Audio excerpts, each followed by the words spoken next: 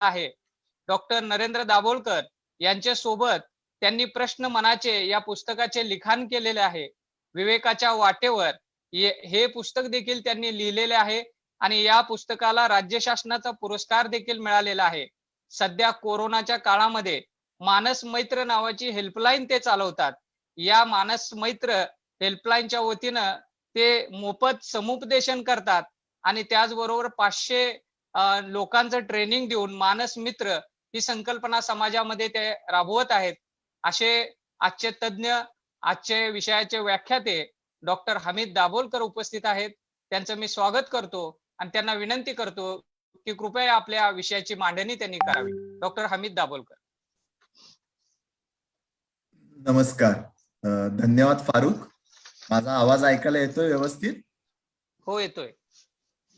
उपस्थित सर्व श्रोते, बंधू भगिनी, अनिसचे सर्व सहकारी, आज एका अतिशय कठीण आणि अवघड अशा कालखंडातनं आपण सगळेजण गेले वर्ष, सव्वा वर्ष जातोय आणि त्या कालखंडात आपल्यातल्या अनेक जणांनी आपली जवळची माणसं गमावलेली आहेत, त्यांच्या कुटुंबातली माणसं गमावलेली आहेत. एक अनिश्चितता सगळ्या वातावरणामध्ये भरून राहिलेली आहे. अशा प्रसंगी आज आपण ही फसव्या विज्ञानाच्या विरोधी व्याख्यानमाला घेतोय, ती मोहीम चालवतोय.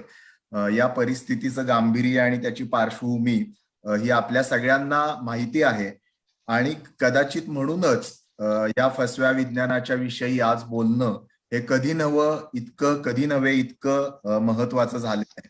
कारण की या कालखंडामध्ये योग्य माहिती यामधला फरक हा आपल्या कुणाहीसाठी जीव करू शकतो अशा स्वरूपाचा हा कालखंड आहे. आणि म्हणून या कालखंडात अंधश्रद्धा निर्मूलन समितीच्या वार्तापत्रांनी फसव्या विज्ञानाच्या विरोधातली ही व्याख्यानमाला घेतली, एक विशेषांक काढला. त्याच्यापूर्वी प्राध्यापक परा आरडे यांचं पुस्तक या विषयावरचं प्रसिद्ध केलं आणि येते 6 महिने सातत्याने या विषयावरती जनजागरण केलं जाणार आहे. हे मला वाटतं महत्वाची बाब आहे. जितकं महत्वाचं करोनाच्या कालखंडामध्ये रुग्णसेवा देणं आहे, तितकंच किंवा त्याच्या जवळपास जाणारं महत्वाचं आजूबाजूच्या समाजाला योग्य स्वरूपाचं शास्त्रीय ज्ञान देणं देखील आहे. कारण की ते ज्ञान जर आपण या लोकांच्या पर्यंत पोहोचू शकलो नाही तर त्याचा परिणाम शेवटचा हा आपल्या आरोग्य व्यवस्थेवरती होणार आहे आणि तो होताना आपल्या सगळ्यांना दिसतोय. एक अतिशय अवघड आणि अस्वस्थ करणारा कालखंड आहे. आपल्याला करोना होईल का, आपल्या आजूबाजूच्या लोकांना होईल का, लस मिळेल का, आजारी पडलं तर ऑक्सिजन मिळेल का, बेड मिळेल का, व्हेंटिलेटर मिळेल का, अशा स्वरूपाच्या पासून ते आपल्या मुलांच्या शिक्षणाचं काय, म्हातारे आई वडील आहेत त्यांच्या विषयीच्या चिंता, अनेक जणांची रोजीरोटी या कालखंडामध्ये गमावली गेलेली आहे त्याच्याविषयीच्या चिंता, म्हणजे एका अतिशय अस्वस्थ करणाऱ्या, मानसिक दृष्ट्या चॅलेंजिंग ज्याला म्हणता येईल, आव्हानात्मक म्हणता येईल अशा स्वरूपाच्या कालखंडामध्ये आपण सगळेजण राहतोय. आणि या कालखंडामध्ये छद्मविज्ञानाच्या आणि फसव्या विज्ञानाच्या विषयी जाणून घेणं हे अधिक महत्वाचं आहे. कारण की ज्या वेळेला माणसाचं मन अस्वस्थ असतं, ज्या वेळेला आपलं मन ताऱ्यावरती नसतं, त्यावेळेला चुकीच्या दाव्यांना बळी पडण्याची सगळ्यात जास्त शक्यता आपल्याला असते. आणि हे अतिशय कॉमन सेन्स गोष्ट आहे की ज्या वेळेला आपलं मन स्थिर आहे, आपण नीट विचार करू शकतोय, त्या परिस्थितीमध्ये देखील काही लोक या दाव्यांना बळी पडतात. पण ज्या वेळेला मन मुळात हळवं झालेलं आहे, अस्वस्थ झालेलं आहे, खूप भीती सर्वत्र व्यापून राहिलेली आहे, अशा कालखंडामध्ये हे होण्याची शक्यता जास्त असते. आणि म्हणून या कालखंडामध्ये आपण हे समजून घ्यायला पाहिजे. आणि मला हा विषय थोडासा आपण बदलून घ्यावा असं नंतर विषय जाहीर झाल्यानंतर वाटायला लागलं. आणि ते का ते मी तुम्हाला सांगतो. आपण असं म्हटलंय की लोक छद्मविज्ञानाला किंवा फसव्या विज्ञानाला बळी का पडतात, ते बदलून मला असं वाटायला लागलं की आपण छद्मविज्ञानाला किंवा फसव्या विज्ञानाला का बळी पडू शकतो आणि त्यापासून वाचायचं कसं, अशा पद्धतीनं आजचा हा विषय आपण थोडासा बदलून घेऊया. मुळामध्ये आपल्याला जे अपेक्षित आहे त्याच्यात आणि याच्यात तसं म्हटलं तर खूप फरक नाही, परंतु याला बळी पडणारे दुसरे कोणीतरी आहेत, आपण मात्र याच्यापासून वेगळे आहोत, अशा स्वरूपाची धारणा घेऊन जर आपल्यातलं कोणी इथं आलं असेल तर हे या निमित्तानं मी अधोरेखित करू इच्छितो की हे केवळ बाकीच्यांच्या पुरतं नाही, हे आपल्यातल्या सगळ्यांना देखील लागू पडणारी गोष्ट आहे. आणि एक छोटा सर्वे आपण जर केला, इथे 500 लोक आहेत या लाईव्ह वेबिनारला ऐकणारे आणि ऑनलाईन चॅनलवरती बघणारे देखील आणखीन काही लोक असतील. एक छोटा सर्वे आपण केला की ह्याच्यातल्या किती जणांनी आर्सेनिक अल्बम घेतलं, तर आपल्याला लक्षात येईल की सहजासहजी 25, 50, 100 माणसं या 500 लोकांच्या मध्ये निघतील की ज्यांनी आर्सेनिक अल्बम नावाची गोष्ट 1 वर्षापूर्वी असा दावा केला जात होता की हे तुम्ही सगळ्यांनी घ्या आणि हे घेतल्यानंतर कुणालाही करोना होणार नाही. ते 1 वर्षापूर्वी घेतलं. आज 1 वर्षानंतर त्या आर्सेनिक अल्बमचं नाव तरी कुठेतरी ऐकायला येतंय का? अजिबात येत नाही. त्यामुळे भीतीच्या कालखंडामध्ये केवळ दुसरे कोणीतरी नाही तर आपण देखील या सगळ्याला बळी पडू शकतो. आणि म्हणून हे केवळ दुसऱ्यांसाठी नाहीये, आपल्या स्वतःसाठी देखील आहे, याची आपण एक नम्र जाणीव ठेवूया. दुसरा महत्वाचा मुद्दा मला मांडायचा तो असा की ह्याच्या पूर्वीचं जे पॅन्डेमिक होतं, म्हणजे जगभरामध्ये पसरलं जाणारं जे संसर्गजन्य आजार असतात त्याला पॅन्डेमिक म्हणतात, ते जवळजवळ 100 वर्षापूर्वी आलेलं. म्हणजे 1918च्या आसपास जी स्पॅनिश फ्लूची साथ आली होती ते शेवटचं पॅन्डेमिक होतं.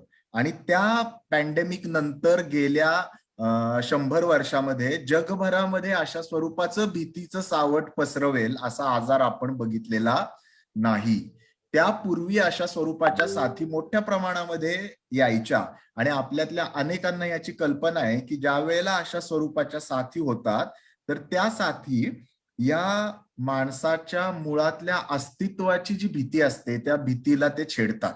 कारण की नव्यानं काहीतरी रोग निर्माण झालेला आहे, आपण जगू का वाचू, जग वाचेल का नाही, पुढे काय होईल, या सगळ्या ज्याला मानसशास्त्राच्या भाषेमध्ये एक्झिस्टेन्शियल एन्झायटी म्हणतात. म्हणजे आपण जिवंत राहू का नाही याच्याविषयी असलेली जी भीती असते त्या भीतीला या स्वरूपाच्या साथी छेडतात. आणि ते आपल्याला आजूबाजूला सहज डोळे उघडून बघितलं तर लक्षात येईल की त्यांनी समाजाच्या जी जीवनाविषयीची, आपण जिवंत राहू का नाही याच्याविषयीची जी मूलभूत चिंता असते त्या चिंतेला त्यांनी छेडलेलं आहे.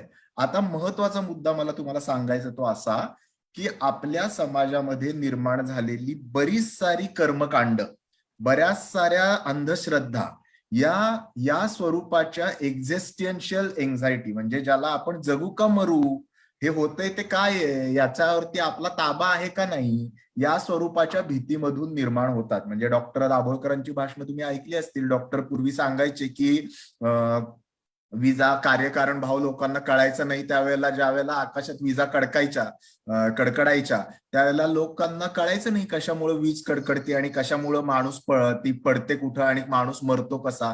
आणि म्हणून त्यांनी असा विचार करायला सुरुवात केला आदिम मानवाने की कदाचित कोणीतरी अशी शक्ती असेल की जी हे करत असेल आणि त्याच्यामुळे हे सगळं घडत असेल. आणि तिथून पुढे जे काही झालं ते सगळं आपल्याला माहिती आहे.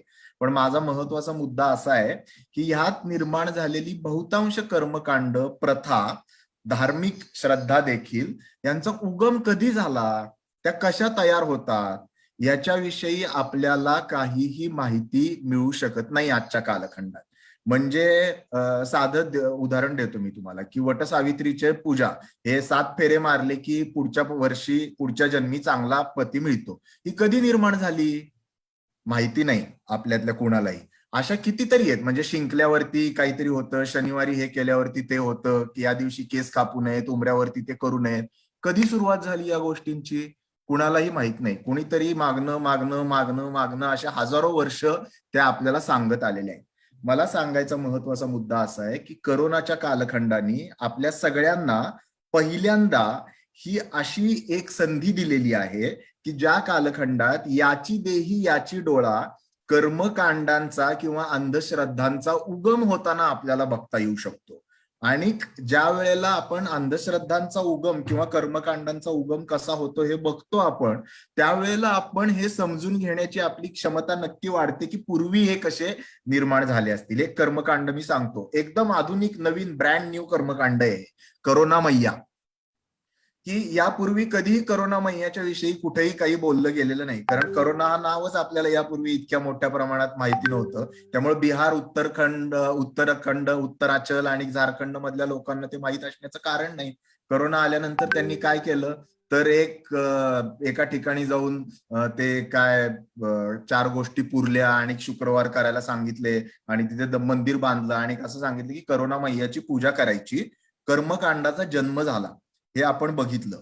आता ज्या वेळेला दुसरा महत्वाचा मुद्दा की ज्या वेळेला विज्ञान इतकं प्रगत झालेलं नव्हतं, ज्या वेळेला मायक्रोस्कोप नव्हता, ज्या वेळेला बॅक्टेरिया म्हणजे काय ते माहित नव्हतं, व्हायरस म्हणजे काय ते माहित नव्हतं, औषध काय द्यायचं, अँटीबायोटिक, अँटीव्हायरल, लस यातली कुठलीही गोष्ट ज्या वेळेला माहिती नव्हती त्यावेळे कर्मकांडांचा जन्म होणं आणि आज हे सगळं माहीत असताना कर्मकांडांचा जन्म होणं याच्यामधला फरक आपण समजून घ्यायला पाहिजे. आज आपण असं म्हणतो की आपण विज्ञान युगात जगतो, तरी देखील ज्या पद्धतीनं शतकानुशतक पूर्वी कर्मकांड निर्माण होत होती, अंधश्रद्धा निर्माण होत होत्या, तशाच पद्धतीच्या अंधश्रद्धा आणि कर्मकांड निर्माण व्हायला लागले. आता तुम्ही म्हणाल याचा आणि छद्मविज्ञानाचा काय संबंध, तर ही गोष्ट मी तुमच्या सगळ्यांच्या निरीक्षणास आणून देऊ इच्छितो की हा असा कालखंड आहे की ज्या कालखंडामध्ये विज्ञान हे मोठ्या प्रमाणात समाजात पसरलेलं आहे. भले आपल्याला जेवढं योग्य वाटेल, जेवढं आवश्यक वाटेल तेवढं ते नाही पसरलं, परंतु त्या कालखंडाच्या तुलनेत तर खूपच पसरलेलं आहे.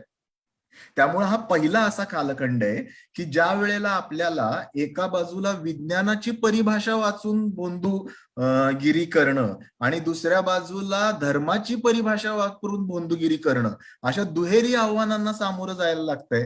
पूर्वी विज्ञानाची परिभाषा वाचून बोंधुगिरी केली जात नव्हती समाजामध्ये.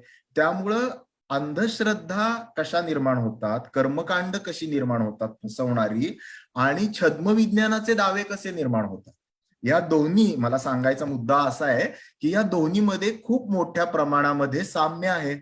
कारण की छद्मविज्ञान आणि अंधश्रद्धा हे एका पातळीवरती आपण केलेले फरक आहेत. माणसाच्या मनामध्ये ते एका पातळीवरती मेंदूला फसवणं. कसं फसवणं, एक धर्माचा आधार घेऊन फसवलं जातं आणि एकाकडे विज्ञानाचा आधार किंवा नाव घेऊन फसवलं जातं. मुळातला धर्म म्हणतो का लोकांना फसवा, तर नाही म्हणत. मुळातलं विज्ञान म्हणतं का लोकांना फसवा, तर नाही म्हणत. परंतु या दोन्हीचा आधार घेतला जातो. त्यामुळं अंधश्रद्धा ना बळी पडण्याची मानसिकता आणि छद्मविज्ञानाला बळी पडण्याची मानसिकता, या दोन्हीमध्ये काही सामायिक गोष्टी आहेत आणि काही नव्याने निर्माण झालेल्या गोष्टी आहेत. हा महत्वाचा मुद्दा या निमित्ताने आपण समजून घ्यायला पाहिजे. जसं म्हटलं जातं की प्रत्येक अडचणीच्या कालखंडाला आपण त्याच्याकडे बघितलं तर त्याच्यामध्ये एक संधी दडलेली असते. तशी मला वाटतं या करोनाच्या कालखंडामध्ये ही खूप मोठी संधी दडलेली आहे समाज अभ्यासकांसाठी, अंधश्रद्धा निर्मूलनाचं काम करण्यासाठी, वैज्ञानिक दृष्टिकोनाचा अभ्यास करणाऱ्या लोकांच्यासाठी. आणि ती अशी आहे की या अंधश्रद्धा आणि हे छद्मविज्ञानाचे दावे हे कशा पद्धतीनं जन्माला येतात आणि ते कशा पद्धतीनं वाढतात. शास्त्रीय परिभाषेमध्ये याला नॅचरलिस्टिक एक्सपेरिमेंट असं म्हणतात. म्हणजे जो प्रयोग असतो तो आपल्याला प्रयोगशाळेमध्ये करायला लागतो, त्यासाठी काहीतरी वातावरण तयार करायला लागतं आणि त्या वातावरणामध्ये मग आपण प्रयोग करतो. पण काही प्रयोग असे असतात की जे समाजामध्ये घडत असताना आपल्याला त्याच्यातली निरीक्षणं नोंदवता येतात. त्यामुळे करोनाच्या कालखंडातलं हे एक अत्यंत महत्वाची बाब अशी आहे की ज्यांना वैज्ञानिक दृष्टिकोनाचा, ज्यांना कर्मकांडांचा, ज्यांना छद्मविज्ञानाच्या उगमाचा अभ्यास करायचा आहे, ज्यांना हे समजून घ्यायचंय, त्या लोकांच्यासाठी ही एक खूप महत्वाची संधी आहे. आणि त्याचं महत्व परवाच्या टाइम्स ऑफ इंडियाच्या अग्रलेखाने अधोरेखित केलंय. तुमच्यातले जे कोणी वाचत असतील टाइम्स ऑफ इंडिया, त्यांनी वाचलं असेल की परवा टाइम्स ऑफ इंडिया भारतातलं जे महत्वाचं वृत्तपत्र आहे, त्यांनी अग्रलेख लिहिलाय की कधी नव्हते या देशामध्ये वैज्ञानिक दृष्टिकोनाची आज गरज आहे आणि या वैज्ञानिक दृष्टिकोनाच्या माध्यमातूनच आपण हे करोनाचं जे आव्हान आहे ते परतवून लावू. दिल्लीमध्ये काम करणारे एक ज्येष्ठ सनदी अधिकारी आहेत, ते एडिटोरियल वाचल्यानंतर, जे महाराष्ट्रातले साताऱ्याचे आहेत, आपल्या विचाराचे समर्थक आहेत, त्यांचा मला फोन आला आणि ते मला म्हटले की अरे हमीद, एडिटोरियल वाचलंच का ते? तर मी म्हटलं वाचलं. मग ते म्हटले 30 वर्षापासून डॉक्टर नरेंद्र दाभोळकर आणि अनिस काय वेगळी सांगतेय. तर मला त्या क्षणी डॉक्टरांचे ते उद्गार आठवले की डॉक्टर असं म्हणायचे, डॉक्टर नरेंद्र दाभोळकर असं म्हणायचे की लोहियांचं वाक्य ते कोट करायचे की लोक मेरी बात मानेंगे जरूर लेकिन मेरे मरने के बाद, आणि पुढे असं म्हणायचे की माझ्या बाबतीत असं होऊ नये अशी माझी इच्छा आहे.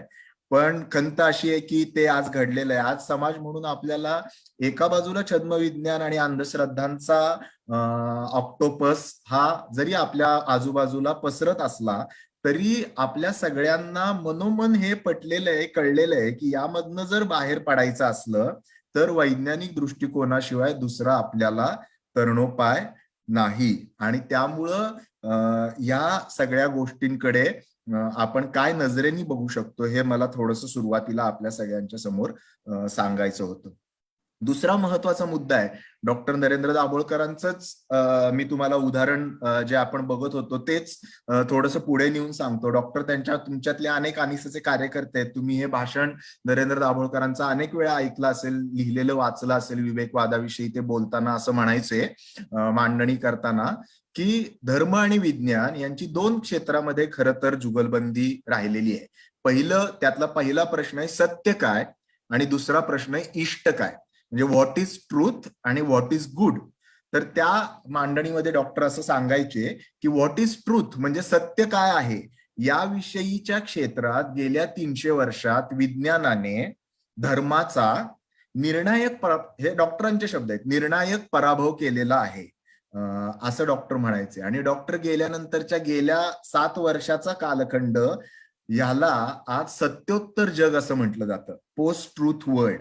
म्हणजे ज्या जगामध्ये विज्ञानाचं सत्य, म्हणजे आपण असं म्हणत होतो की विज्ञानाने सत्य काय आहे याच्या बाबतीमध्ये पूर्णपणे विज्ञानाशिवाय दुसरी कुठलीही कसोटी, आणि ते एका पातळीवर खरंच आहे, पण दुसऱ्या बाजूला हे देखील आपल्याला लक्षात घेणं आवश्यक आहे की या एका अशा कालखंडामध्ये आपण जगतोय की ज्याच्यामध्ये चुकीची गोष्ट परत परत, म्हणजे सत्योत्तर म्हणजे काय की विज्ञानाचा सगळ्यात महत्वाचा आधार काय तर सत्याचा शोध, आणि त्या सत्याच्या पलीकडे गेलेलं जग ज्याच्यामध्ये असत्य गोष्टी परत परत सांगितल्या जातात, त्याच्यासाठी वेगवेगळे मुलामे वापरले जातात. मग तो धर्माचा असो, विज्ञानाचा असो, राष्ट्रवादाचा असो, किंवा धादांत खोटे बोलण्याचा असो.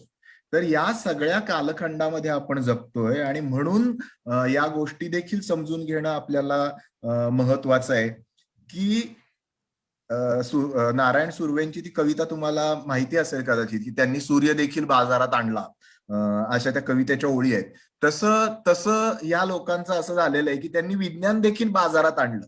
म्हणजे विज्ञान ज्याच्या माध्यमातून आपण सत्य शोधणार होतो, ज्याच्या माध्यमातून आपण योग्य काय आहे ते शोधण्याचा प्रयत्न करत होतो, त्या विज्ञानाचाच वापर यांनी चुकीच्या गोष्टी, अंधश्रद्धा पसरवण्यासाठी करायला सुरुवात केली, आणि त्याला आपण छद्मविज्ञान म्हणतो, बरोबर की नाही. अशा स्वरूपाचे मेसेज आपल्यातल्या असंख्य जणांनी असंख्य ठिकाणी बघितलेले असतील की त्या मेसेज मधलं तथ्यांश जर सांगायचा असेल तर वरती लिहिलेलं असतं की नासा के शास्त्रज्ञों ने बताया है, बरोबर की नाही, किंवा नासाच्या लोकांनी सांगितलेलं आहे. आता नासा म्हटलं की ते योग्यच असणार आहे, किंवा लॅन्सेट मध्ये छापून आलेलं आहे, किंवा परवा एक बातमी तुम्ही बघितली असेल की न्यू गार्डियन या वृत्तपत्र, गार्डियन हे खूप मानाचं वृत्तपत्र जगातलं समजलं जातं, 200 वर्ष ध्येयवादी पत्रकारिता करणारं आणि कुठल्याही सत्तेसमोर न झुकलेलं असं ते वृत्तपत्र आहे. त्याचा दाखला देऊन अशी बातमी फिरवली गेली व्हॉट्सअपवरती की त्यांनी भारताचं सध्याचं जे सरकार आहे त्यांचं किती कौतुक केलेलं आहे. आणि नंतर लक्षात आलं असं की ते मुळातलं गार्डियन नाहीच आहे. गार्डियननी त्याच्याविषयी खुलासा छापला की हे कुठलं तरी टिनपाट आडगावचं न्यू गार्डियन नावाचं वृत्तपत्र आहे, आणि जे भारतामध्येच ज्याचं रजिस्ट्रेशन झालेलं आहे.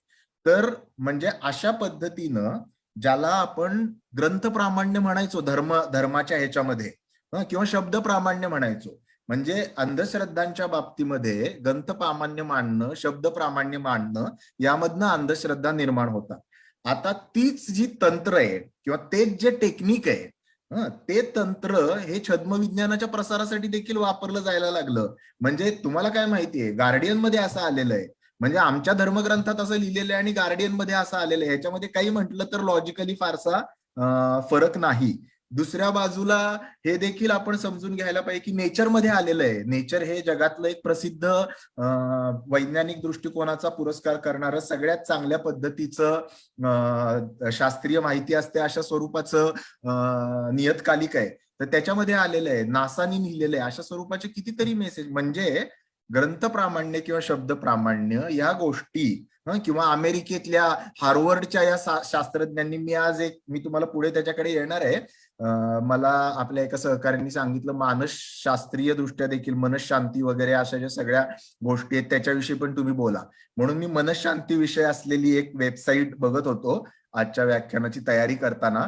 आणि त्याच्यावरती असं लिहिलेलं आहे की हार्वर्डचे प्राध्यापक XYZ जे कोण आहेत, ज्यांचा सर्च केला तर ते सापडतच नाही, त्यांनी असं सांगितलेलं आहे की हे आमचं जे मनशांतीचं जे काही तंत्रज्ञान आहे ते सगळं तंत्रज्ञान योग्य आहे.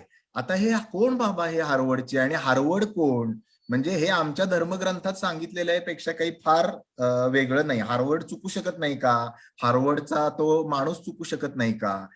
म्हणजे या गोष्टीचा वापर विज्ञान कशा प्रकारे करायला लागलेला आहे. गंमत तेवढीच नाही, म्हणजे मला आता राहवत नाही, मी नंतर सांगणार होतो पण आता सांगतो. त्याच्यावरती मी एक असा भन्नाट प्रकार बघितला ज्याच्यामध्ये असं लिहिलेलं आहे, प्रत्येक गोष्टीसाठी त्याच्या तुम्ही जाऊन बघू शकता, ती वेबसाईट सगळ्यांना ओपन आहे. त्याच्यामध्ये असं लिहिलेलं आहे रॅशनल पूजा 980 रुपये. आता रॅशनल पूजा अशा प्रकारे आहे म्हणून मी बघायला गेलो आतमध्ये, तर त्यांनी त्याच्या मागे त्याचं विज्ञान दिलेलं आहे की रॅशनली पूजा करण्याचे काय काय हे आहेत. आणि त्याबरोबर त्यांच्या वेबसाईटवरती एक रिसर्च नावाचा एक मोठा हे आहे की ज्याच्यामध्ये त्यांचा मूळ दावा आहे तुमच्या शरीरात काहीतरी एनर्जी असते आणि मग त्या एनर्जीचं इकडनं तिकडनं जाऊन, असं तुम्ही ऐकलेलं असेल. त्याच्यात मी काही त्याच्या खोलात जात नाही, ते एनर्जीच्या संबंधात असलेले सगळे दावे आहेत. तर त्याच्याविषयीची काही रिसर्च पेपर छापलेले आहेत. आता जसं हे आपण समजून घ्यायला पाहिजे की संशोधन हे नाव घेतल्याने कुणी संशोधक होत नाही.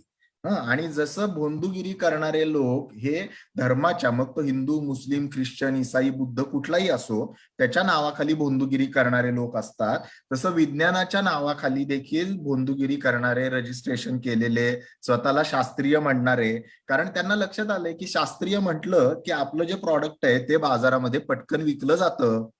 त्यामुळं एका पातळीवरती ते करत जरी असले अंधश्रद्धांच्याच बाजारातला व्यवसाय, दुसऱ्या पातळीवरती ते विज्ञानाची परिभाषा मात्र अतिशय हुशारीने वापरायला शिकलेले असतात. आणि छद्म विज्ञानामध्ये काय होतं, तर विज्ञानाची परिभाषा, विज्ञानाची सूत्र, विज्ञानाचे दाखले असं म्हटल्यावरती, विज्ञान म्हटल्यावरती आपण म्हणतो अरे विज्ञान आहे हे, असं कोणीतरी सिद्ध केलेलं आहे. म्हणजे त्यामधून फसवलं जाण्याची शक्यता ही मोठ्या प्रमाणात वाढते.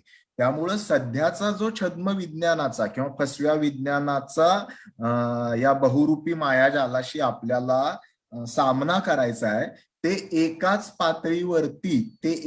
पातळीवरती धर्माच्याशी पण जोडलं गेलेलं आहे आणि दुसऱ्या पातळीवरती विज्ञानाशी पण जोडलं गेलेलं आहे. ही गोष्ट आपल्याला मुळातनं माहिती असणं आवश्यक आहे. त्यामुळे या दोन वेगवेगळ्या गोष्टी नाहीत हे आपण समजून घेऊया. आता हे देखील आपण समजून घेऊया की एका बाजूला मुळात अशी देखील मांडणी करणारी लोक कमी नाहीत की काही धर्म, जसा ख्रिश्चॅनिटी, या धर्माचा उदय हा मुळात छद्म विज्ञानातून झालेला आहे, अशी मांडणी केली जाते. आरडे सरांच्या पुस्तकामध्ये पण त्यांनी मांडणी उद्घृत केलेली आहे. कारण की उत्क्रांतीवाद, ज्याला आज म्हणजे एकपेशीय प्राणी, मग बहुपेशीय प्राणी, मग माकड, माणूस, असं जे आपण डार्विनचा उत्क्रांतीवाद शिकलेला आहे, त्या उत्क्रांतीवादाला पर्याय म्हणून ख्रिश्चॅनिटीमध्ये क्रिएशनिझम, म्हणजे ही माणूस हा उत्क्रांतीतून निर्माण झालेला नसून, तर त्यांची जी ख्रिश्चॅनिटीची जी थेरी आहे, ऍडम, ईव आणि या सगळ्याशी संबंधित असलेली सफरचंद, तर त्यामधून तयार झालेला आहे. आणि आमच्या ज्या राज्यांमध्ये, अमेरिकेमध्ये शाळेय अभ्यासक्रमामध्ये उत्क्रांतीवाद शिकवायला सुरुवात केली, त्याच ठिकाणी त्यांनी दबाव टाकून क्रिएशनिझम म्हणजे दैवी हस्तक्षेपामधून माणसाचा जन्म कसा झालेला आहे याच्याविषयी दबाव आणून शिकवायला सुरुवात करायला केली. त्यामुळे एका पातळीवरती विज्ञान आणि धर्म या दोन्हीची एका मर्यादे पलीकडे आपण वेगळे पण करू शकत नाही. आता एका वेगळा विषय अगदी ज्याला मी स्पर्श करणार आहे आणि पुढे जाणार आहे, पण ज्या वेळेला आपण लोक याला का भुलतात आणि म्हणून मी बदलून आपण याला का भुलतो असं म्हटलेलं आहे. तर अशी देखील मांडणी करणारे लोक समाजात कमी नाहीत आणि त्यातल्या प्रत्येक मांडणीत काही तथ्य असू शकतं जे मी बोलल्यावरती कदाचित आपल्यातल्या काही जणांचं पित्त खवळू शकतं, की अशी देखील मांडणी करणारे लोक आहेत की भांडवलशाही हे छद्मविज्ञान आहे. असं म्हटल्यावरती आपले जे कम्युनिस्ट सहकारी असतील ते खुश होतील आणि मग अशी देखील मांडणी केली जाते की कम्युनिझम हे देखील छद्मविज्ञान आहे. कारण की विज्ञानाच्या पातळीवरती जे सर्व म्हणजे सामाजिक विज्ञानामध्ये एका मर्यादे पलीकडे तुम्ही काही गोष्टी सिद्ध करू शकत नाही. कम्युनिझमचा प्रयोग रशियामध्ये झाला आणि प्रयोग रँडमाइज कंट्रोल ट्रायल केली आहे का कुणी कम्युनिझमची? भांडवलशाहीची कुणी रँडमाइज कंट्रोल ट्रायल केली आहे का? म्हणजे 20 देशांमध्ये जी सगळ्यात श्रेष्ठ विज्ञानाचा सर्वोत्कृष्ट बेंचमार्क ठरवला जातो, ते केलंय का कुणी भांडवलशाहीचं आणि कम्युनिझमचं? तर नाही केलेलं. परंतु तरी देखील त्याच्यामधल्या वेगवेगळ्या संकल्पनांना कमी अधिक आधार आपल्याला शोधता येऊ शकतात. त्यामुळं असं देखील आपण करू नये की छद्मविज्ञानाच्या विषयी आपण काम करायला लागलो मग वॉशिंग्टनच्या कुऱ्हाडीसारखं की हे घे आणि त्याला धोपट, ते घे आणि त्याला धोपट, आणि सगळ्याच गोष्टींना जे आपलं नाही ते आपला तो बाबा आणि दुसऱ्याचं ते कार्ट सारखं, आमचं ते विज्ञान आणि तुमचं ते छद्मविज्ञान. असं करणं हे देखील मला वाटतं योग्य नाही आपल्या दृष्टीनं. याच्या खोलात मी जाणार नाहीये, परंतु हे आपल्याला माहित असावं एवढ्यासाठी मी हे बोललो. मग आता कुठल्या छद्मविज्ञानाच्या गोष्टींविषयी मी बोलणार आहे की ज्याची कारणं आणि त्याच्यातनं बाहेर पडायचे उपाय? तर मी तुम्हाला सांगतो की आरडे सरांच्या पुस्तकामध्ये खूप छान यादी आहे. तुम्ही सगळेजण ते पुस्तक वाचा. फसवे विज्ञान नवी बुवाबाजी नावाचं अतिशय चांगलं संग्रही ठेवावं असं पुस्तक आहे. तुमच्यातल्या ज्यांना पाहिजे असेल त्यांनी चॅट बॉक्समध्ये लिहा. तुम्हाला ते कसं मिळेल याच्याविषयी आणि सचे लोक सांगू शकतील. 50% सवलतीच्या दरात ते उपलब्ध आहे आणि त्याच्यामध्ये एक खूप मोठी यादी दिलेली आहे. त्यातल्या सगळ्याविषयी मी बोलणार नाहीये, पण काही छोट्या छोट्या गोष्टी सांगतो की ज्याच्याविषयी मी बोलणार आहे छद्मविज्ञान म्हणून, आणि ज्या अगदी धडधडीतरित्या ढोबळमानाने ज्यांना कुठलाही वैज्ञानिक आधार सिद्ध करता येऊ शकत नाही अशा स्वरूपाच्या गोष्टी आहेत या. जसं की मिड ब्रेन ऍक्टिव्हेशन म्हणजे काय, तर मेंदूतला मध्यमेंदू नावाचा एक भाग असतो आणि त्या मध्यमेंदूचं तुमच्या आम्ही ऍक्टिव्हेशन करतो आणि ते केल्यावरती काय होतं तर डोळ्याला पट्टी बांधलेली असते आणि तरी देखील तुम्हाला पुस्तक वाचता येऊ शकतं. आता मुळामध्ये मिड ब्रेनचा आणि दिसण्याच्या क्रियेचा एकमेकांशी काही संबंध नाही. त्याच्यामुळे मुळात हा जो दावा आहे तो जैविक जी माणसाच्या मेंदूची रचना आहे त्या रचनेशी काही त्याचा संबंधच नाही. त्यामुळे पुढची चिकित्सा करण्याचीच गरज नाही याच्यामध्ये, कारण दिसण्याची जी क्रिया आहे ती मेंदूच्या मागच्या भागामध्ये होते. आणि मिड ब्रेन मधनं दिसण्याच्या क्रियेतली कुठलीच गोष्ट केली जात नाही. त्यामुळे ज्यांनी अॅनाटॉमी म्हणजे शरीरशास्त्र शिकलेलं आहे तो कुठलाही माणूस याच्यावरती विश्वास ठेवणं शक्यच नाही. त्यामुळे पुढे त्याची चिकित्सा करणं ही फार दूरची गोष्ट आहे. किंवा डॅक्टिलोग्राफी म्हणून नवीन आता आलेलं आहे, म्हणजे हस्तरेषांचं शास्त्र. म्हणजे काय, तर तुमचा ज्योतिषाचा धंदा जर नीट चालत नसेल तर हे नवीन आधुनिक ज्यांना आम्ही ज्योतिषावरती विश्वास ठेवतो हे मान्य करणं थोडंसं कमीपणाचं वाटत असेल त्यांच्यासाठी डॅक्टिलोग्राफी म्हणजे हातावरच्या रेषा तुमच्या ज्या असतात त्याच्यावरनं तुमच्या बुद्धिमत्तेचं मापन केलं जाईल अशा स्वरूपाच्या गोष्टी त्याच्यामध्ये. Flower remedies, handwriting experts, असे नवी ॲक्युपंक्चर, ॲक्युप्रेशर, नंतर सोराजेम, magnet therapy, dowsing, mind problem, brain problem, hypnosis काही अर्थाने त्याच्याविषयी मी बोलणार आहे. नंतर गर्भसंस्कार, खूप मोठी यादी आहे. आणि याच्या बरोबर म्हणजे हे तर ज्यांचे धंदेवाईक पद्धतीनं केलं जातं त्या स्वरूपाची यादी आहे. पण या पलीकडे गेल्या काही दिवसांमध्ये, गेल्या काही वर्षांमध्ये जे दावे आपल्या आजूबाजूला केले गेले त्याच्याविषयी पण बोलणार आहे मी. आपल्या देशाचे माननीय पंतप्रधान 2014 साली एका हॉस्पिटलचं उद्घाटन करताना असं म्हणाले की आमच्या इथे पूर्वजांपासून ते प्लास्टिक सर्जरी होती, कारण की गणपती हे प्लास्टिक सर्जरीचं रूप आहे. तर हे छद्मविज्ञानाचं अतिशय चांगलं उदाहरण आहे की आपण एका पातळीवरती एका पातळीवरती विज्ञानाच्या सगळ्या फायद्यांचा, हॉस्पिटलचा विचार करतोय, पण दुसऱ्या पातळीवरती आपली जी पूर्वज होते ते कसे जगामध्ये श्रेष्ठ होते हे कुठलाही पुरावा न देता, कुठल्याही चिकित्सेमध्ये न जाता दावे करणं, हे आपल्या आजूबाजूला घडतंय. याच्यामध्ये त्या अर्थाने काही थेट व्यवसाय नाही, जसं हे डाउजिंग वाले करतात, अॅक्युप्रेशर वाले करतात, अॅक्युपंक्चर वाले करतात, तसं नाही याच्यामध्ये. पण समाजाच्या बुद्धीला भ्रष्ट करणारी स्टेटमेंट आहेत ह्याच्यामध्ये, छद्मविज्ञान आहेत. अशा स्वरूपाचे दावे गेल्या 5 वर्षामध्ये आपण कितीतरी वेळेला ऐकलेले आहेत की पूर्वीच्या काळी आमच्या इथे शास्त्र किती प्रगत होतं, कौरव हे किंवा कर्ण हे टेस्ट ट्यूब बेबीचं हे उदाहरण आहे, किंवा कौरव हे क्लोनिंगचं उदाहरण आहे, किंवा दूरचित्रवाणी म्हणजे संजय, महाभारतातला संजय म्हणजे आजचं दूरचित्रवाणी किंवा इंटरनेट आहे. तर याविषयीचे दावे कोणी करायला काहीच हरकत नाही. आणि त्या कालखंडामध्ये त्या सगळ्या कल्पना या जिनियस होत्या, कारण की त्या कालखंडामध्ये केवळ मेंदूच्या आधाराने, कुठलाही दुसरा बाह्य मदत नसताना अशा गोष्टींची कल्पना त्या लोकांनी केली. पण शेवटी त्या कल्पना होत्या. त्या जेव्हा कल्पना प्रत्यक्षात प्रयोगांमध्ये तपासल्या जातात आणि त्या तपासल्यानंतर परत परत तपासल्या जातात, तटस्थ व्यक्तींकडनं तपासल्या जातात आणि त्यानंतर त्याचं विज्ञानात रूपांतर होतं.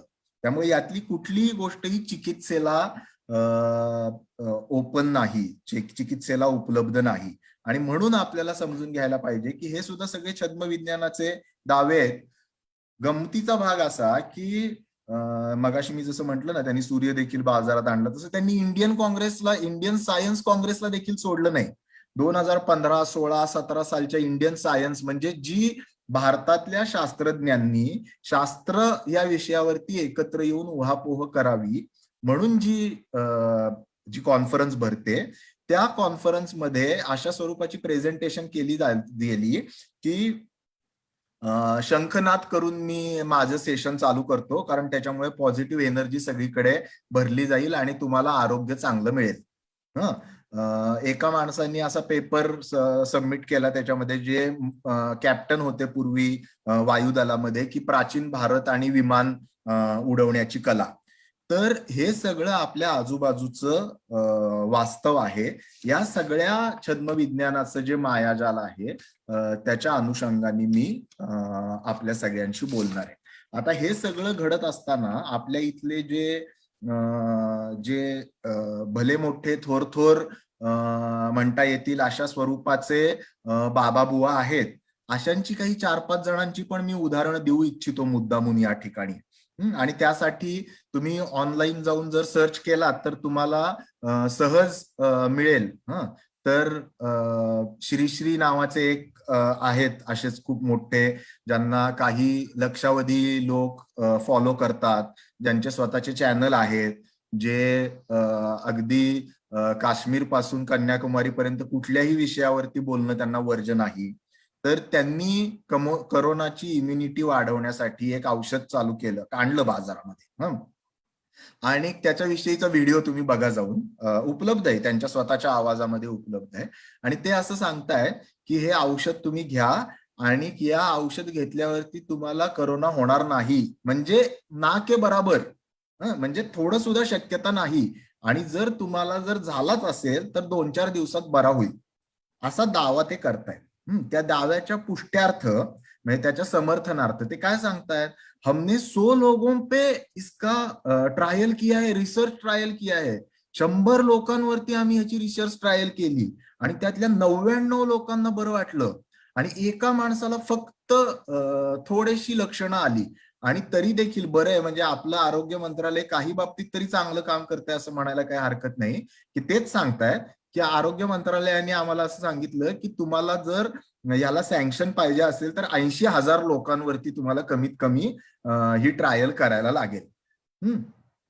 आणि त्यांना ट्रायलची काही गरज नाही, कारण त्यांनी ते विकताना विकलं इम्युनिटी बुस्टर म्हणून, याच्यामुळे तुमची इम्युनिटी वाढते. परमिशन घेतली इम्युनिटी वाढवण्यासाठी आणि सांगताना सांगतायत की ह्यानी तुमचा आजार पण बरा होतो.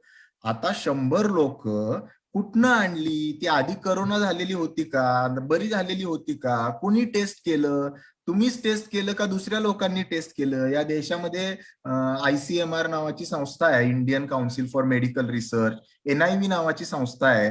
त्या संस्थांचा याच्यामध्ये काहीतरी रोल होता का? जागतिक संस्था आहे, WHO आहे, आणखीन कोणीतरी आहे, 100 संस्था आहेत, यांच्यातल्या कोणी त्याचा अभ्यास केला का?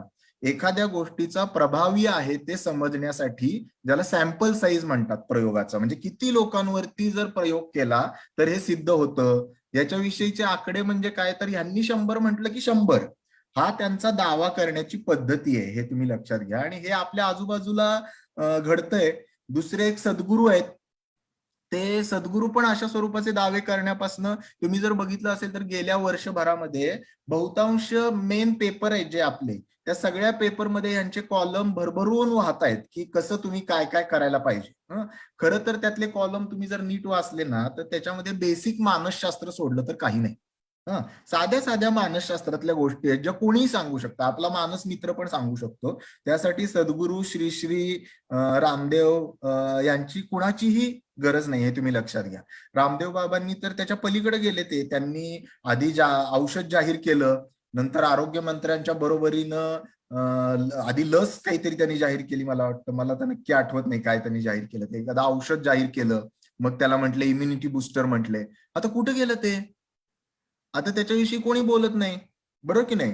आणि त्याची ट्रायल काय आहे, त्याचा डेटा कुठे आहे, त्याची चिकित्सा कुठे केली, आपण स्वतःनीच ती केली का, आणि असं म्हणून ते मार्केटमध्ये उपलब्ध आहे, लोक ते घेत आहेत. हे सगळं आपल्याकडे चालू आहे. आता हे छद्मविज्ञान आहे का? हे धोकादायक आहे का? तर नक्की धोकादायक आहे, नक्की छद्मविज्ञान आहे. कारण की ज्याची कुठलीही चिकित्सा केली जात नाही, ज्याची कुठलीही तपासणी नाही, अशा सगळ्या या गोष्टी आहेत. त्याच्यामुळे हे काही कोट्यवधी लोक ज्यांचा विचार मानतात, अशी लोक जर अशा प्रकारच्या गोष्टी सांगत असतील, या देशाचे आरोग्य मंत्री त्या, आणि ह्या तर मी फक्त औषधाच्या संदर्भातल्या बोलल्यात बरं का, बाकी होम हज्ञ, होम हवन, गोमूत्र, शेण, काउडंग थेरपी, या सगळ्या गोष्टींविषयी तर मी बोलतच नाहीये की ज्याच्यामध्ये रूढ अर्थाने काहीही कॉमन सेन्स देखील असू शकत नाही. त्यातल्या त्यात बरं काय आहे की इंडियन मेडिकल असोसिएशन सारख्या गोष्टी अशा यांनी याच्या बाबतीत काही ना काहीतरी भूमिका घेतली. आता ह्याचा मागचा आपण समजून घेण्याची काय गरज आहे, हे समजून घेण्याची गरज आहे. लोक म्हणतात काय हरकत आहे, घेतला आर्सेनिक अल्बम, काय होतंय त्यांनी, तोटा तर नाही ना झाला. आपण हे समजून घ्यायला पाहिजे की अशा स्वरूपाच्या ज्या उपचार पद्धती असतात त्या गंभीर दृष्ट्या त्रासदायक देखील लोकांना ठरू शकतात. का? कारण की एक तर त्यामध्ये फुकट येतं का करोनिल किंवा हे इम्युनिटी बुस्टर, ते ते मार्केटमध्ये विकतात कशासाठी? ते कारण ते पैसे मिळतात त्याच्यामधनं, साधी गोष्ट आहे.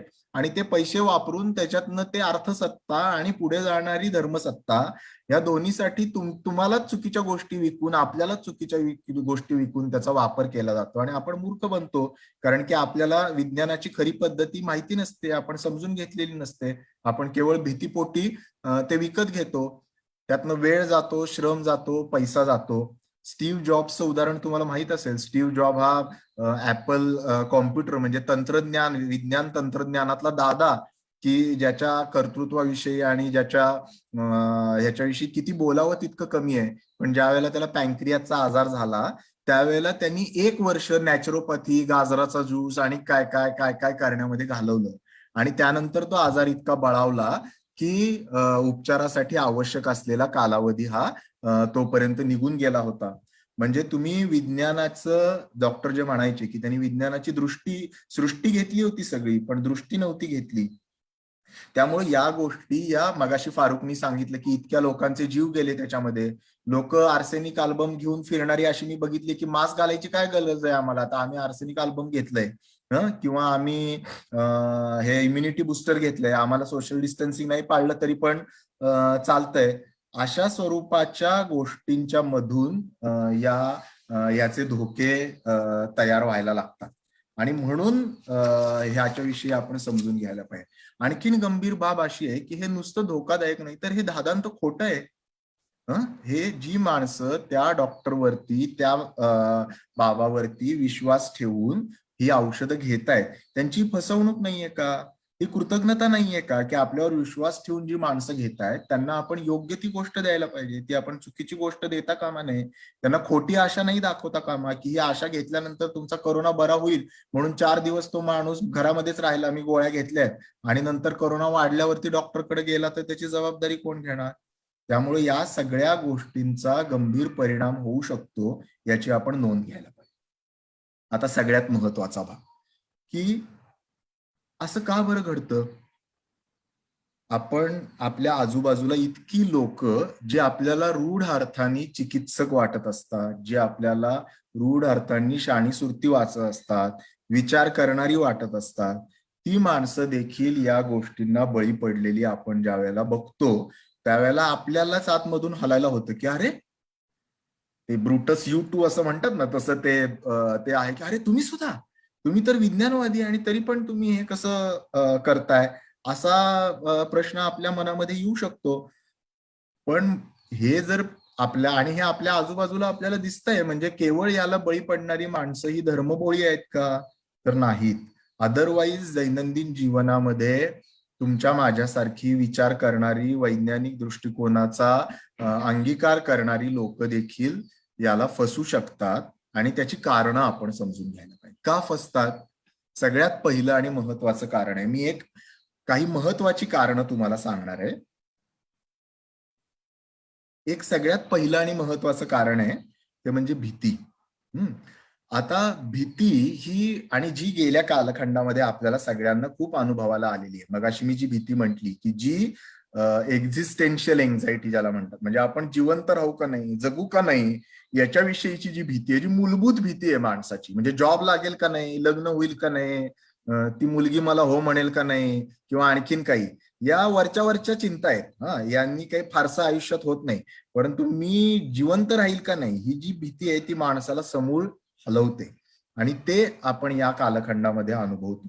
त्यामुळे ही चिंता ज्या वेळेला मनामध्ये निर्माण होते त्यावेळेला काय होतं माणसाच्या मेंदूमध्ये? हे बघा, माणसाचा मेंदू साधारण असा असतो, हे चित्र आहे. हा जो खालचा आहे हा मेंदूचा स्टेम, म्हणजे ब्रेन स्टेम म्हणतात. हा जो भाग आहे हा भावनांचा मेंदू, म्हणजे लिंबिक ब्रेन त्याला म्हणतात. आणि हा त्याच्यावरती निर्माण झालेला विचारांचा मेंदू, म्हणजे निओ कॉर्टेक्स असं त्याला म्हणतात. याच्यामध्ये सगळा आपला वैज्ञानिक दृष्टिकोन असतो, याच्यामध्ये भावना असतात. आता ज्या वेळेला खूप भीती निर्माण होते त्यावेळेला काय होतं, जसा आता हे आपल्याकडे मेंदूविषयी काही शिकवत नाही, त्यामुळे मेंदूचं आपल्या लक्षात येत नाही. पण मोबाईलचं उदाहरण दिलं की लोकांच्या लक्षात येतं. मोबाईल हँग झालेला कळतो का? तर लोकांना कळतं मोबाईल हँग झालेला, पण मेंदू हँग झालेला कळत नाही, कारण मेंदूविषयी आपल्याला कोणी सांगितलेलंच नाही की मेंदू कसा हँग होतो. तर ज्या वेळेला खूप भीती निर्माण होते, आणि भीतीची जी सगळी केंद्र असतात ती या भागामध्ये असतात, मेंदूचा खालचा भाग आणि भावनांचा मेंदू. आणि हा जो वरचा भाग असतो त्या भागामध्ये विचारांची केंद्र असतात. ज्या वेळेला, आणि ह्या दोन्हीच्या मध्ये अॅमेग्डेला नावाचा एक अवयव असतो, तर त्याला मानसशास्त्राच्या भाषेमध्ये अॅमेग्डेला हायजॅक असं म्हणतात. म्हणजे विचारांच्या मेंदूकडे जाणारा सगळा स्त्रोत हा भीती वाटली की फक्त भावनांच्या मेंदू पुरताच मर्यादित राहतो, आणि त्या पातळीवरतीच सगळे निर्णय घेतले जातात. थोडक्यात सांगायचं तर मेंदू आपला हँग होतो, किंवा अॅमेग्डेला हा विचारांकडे जाणारा जो स्त्रोत असतो तो हायजॅक करतो, पळवून नेतो, आणि तो भावनिक मेंदूकडे घेऊन जातो. आणि त्या भावनिक मेंदूकडे घ्यायला लागल्यावरती आपण केवळ विचार न करता भावनांच्या पातळीवरती हे करायला लागतो. आता गमतीचा भाग असा आहे की हे जे होतं हे कुणाच्याही बाबतीमध्ये होऊ शकतं. म्हणजे तुम्ही वैज्ञानिक चळवळीमध्ये 30 वर्ष काम केलंय म्हणून तुमचा अॅमेग्डेला हायजॅक होणार नाही याची काही गॅरंटी देता येत नाही. तो होण्याची शक्यता कमी आहे, बरोबर. परंतु एकदा मर्यादेपलीकडे भीती आली की मोबाईल कितीही चांगला असला तरी पण तो हँग होण्याची शक्यताही निर्माण होते. हे आपल्याला माहिती असणं आवश्यक आहे. आता तुम्ही बघा, बहुतांश कर्मकांड, बहुतांश छद्मविज्ञानाचे दावे हे या भीतीला साथ घालत असतात. गंडेदोरे कशासाठी लावतात लोक, ताईत कशासाठी घालतात लोक, तर या भीती पोटी घालतात. छद्मविज्ञानातले जे दावे आहेत, ॲक्युप्रेशर, ॲक्युपंक्चर ते दूर करण्याचे कशासाठी ते बहुतांश वेळेला केले जातात, तर ते या भीतीला साथ घालत असतात. त्यामुळे पहिला आहेच ही जी आपल्या मनामध्ये खोलवर रुजलेली भीती असते. दुसरा मुद्दा की आरोग्याचे आपल्या आयुष्यातले प्रश्न असतात आणि खास करून जे दीर्घकालीन टिकणारे आजार असतात, म्हणजे डायबिटीस आहे, संधिवात आहे, कॅन्सर आहे, मानसिक आजार आहे, हे दीर्घ मुदतीचे आजार आहेत. ते सर्दी खोकल्यासारखे नाहीत की 4-8 दिवस आले आणि लगेच गेले. एकदा झाले तर त्याच्यासाठी दीर्घकाळ 2 वर्ष, 5 वर्ष, 10 वर्ष, आयुष्यभर ट्रीटमेंट घ्यायला लागते. आणि कुणाला आवडतं आयुष्यभर ट्रीटमेंट घ्यायला? आपल्याला असं वाटतं की आपला आजार लगेच निदान व्हावं आणि लगेच बरं व्हावं. ज्या वेळेला आजार सहजासहजी जात नाहीये हे लक्षात यायला लागतं आणि त्याबरोबर आजाराबरोबर आपल्याला काही डिसॅबिलिटी म्हणजे अपंगत्व यायला लागलेलं आहे. आपल्या काही गोष्टी ज्या आपण काम करू शकत होतो पूर्वी ते करू शकत नाही, अशी जेव्हा परिस्थिती निर्माण होते, ते आजारी पडलेली व्यक्ती ही आपल्याला भावनिकदृष्ट्या खूप जवळची असते, म्हणजे मतिमंद मूल असेल किंवा कॅन्सर झालेले आई वडील असतील, तर त्यावेळेला आपल्याला असं वाटायला लागतं की काहीतरी व्हावं या जगामध्ये आणि मला माझ्या या प्रश्नाला उत्तर मिळावं. माझ्या एका पूर्वी आनिसमध्ये लिहिलेल्या मी एका लेखात लिहिलेलं आहे, लोक चमत्काराला का बळी पडतात त्याच्यामध्ये. माझा एक अतिशय उच्च विद्या विभूषित, अतिशय रॅशनल म्हणावा असा मित्र आहे की ज्याच्या 10 वर्षाच्या मुलाला कॅन्सरचं निदान झालं. आणि त्यांनी नंतर मला कळलं हे की ज्या वेळेला तो बरा व्हायला लागलेला त्यावेळेला त्यांनी मला सांगितलं की अरे मी त्यावेळेला इतका हताश झालेलो. त्यांनी त्याच्या मुलाला अमेरिकेमध्ये नेलं उपचारासाठी, श्रीमंत आहे तो, आणि ते सगळं केलं, तो बरा झाला. पण त्यावेळेला तो म्हटलं की मी इतका हताश झालेलो की कोणी मला जे सांगेल ते, अगदी नैनितालच्या एका बाबांच्याकडे जावं म्हटलं तर तिथे पण मी गेलो. आज मला असं वाटतं की त्यावेळेला मी हे करायला नको होतं, पण त्यावेळेला माझा ब्रेन हँग झाला होता. त्यावेळेला मला काही सुचत नव्हतं. मला एवढंच सुचत होतं की काही करा पण माझ्या मुलाला वाचवा. आता हे योग्य आहे का? तर योग्य नाहीये, पण क्षम्य नक्कीच आहे.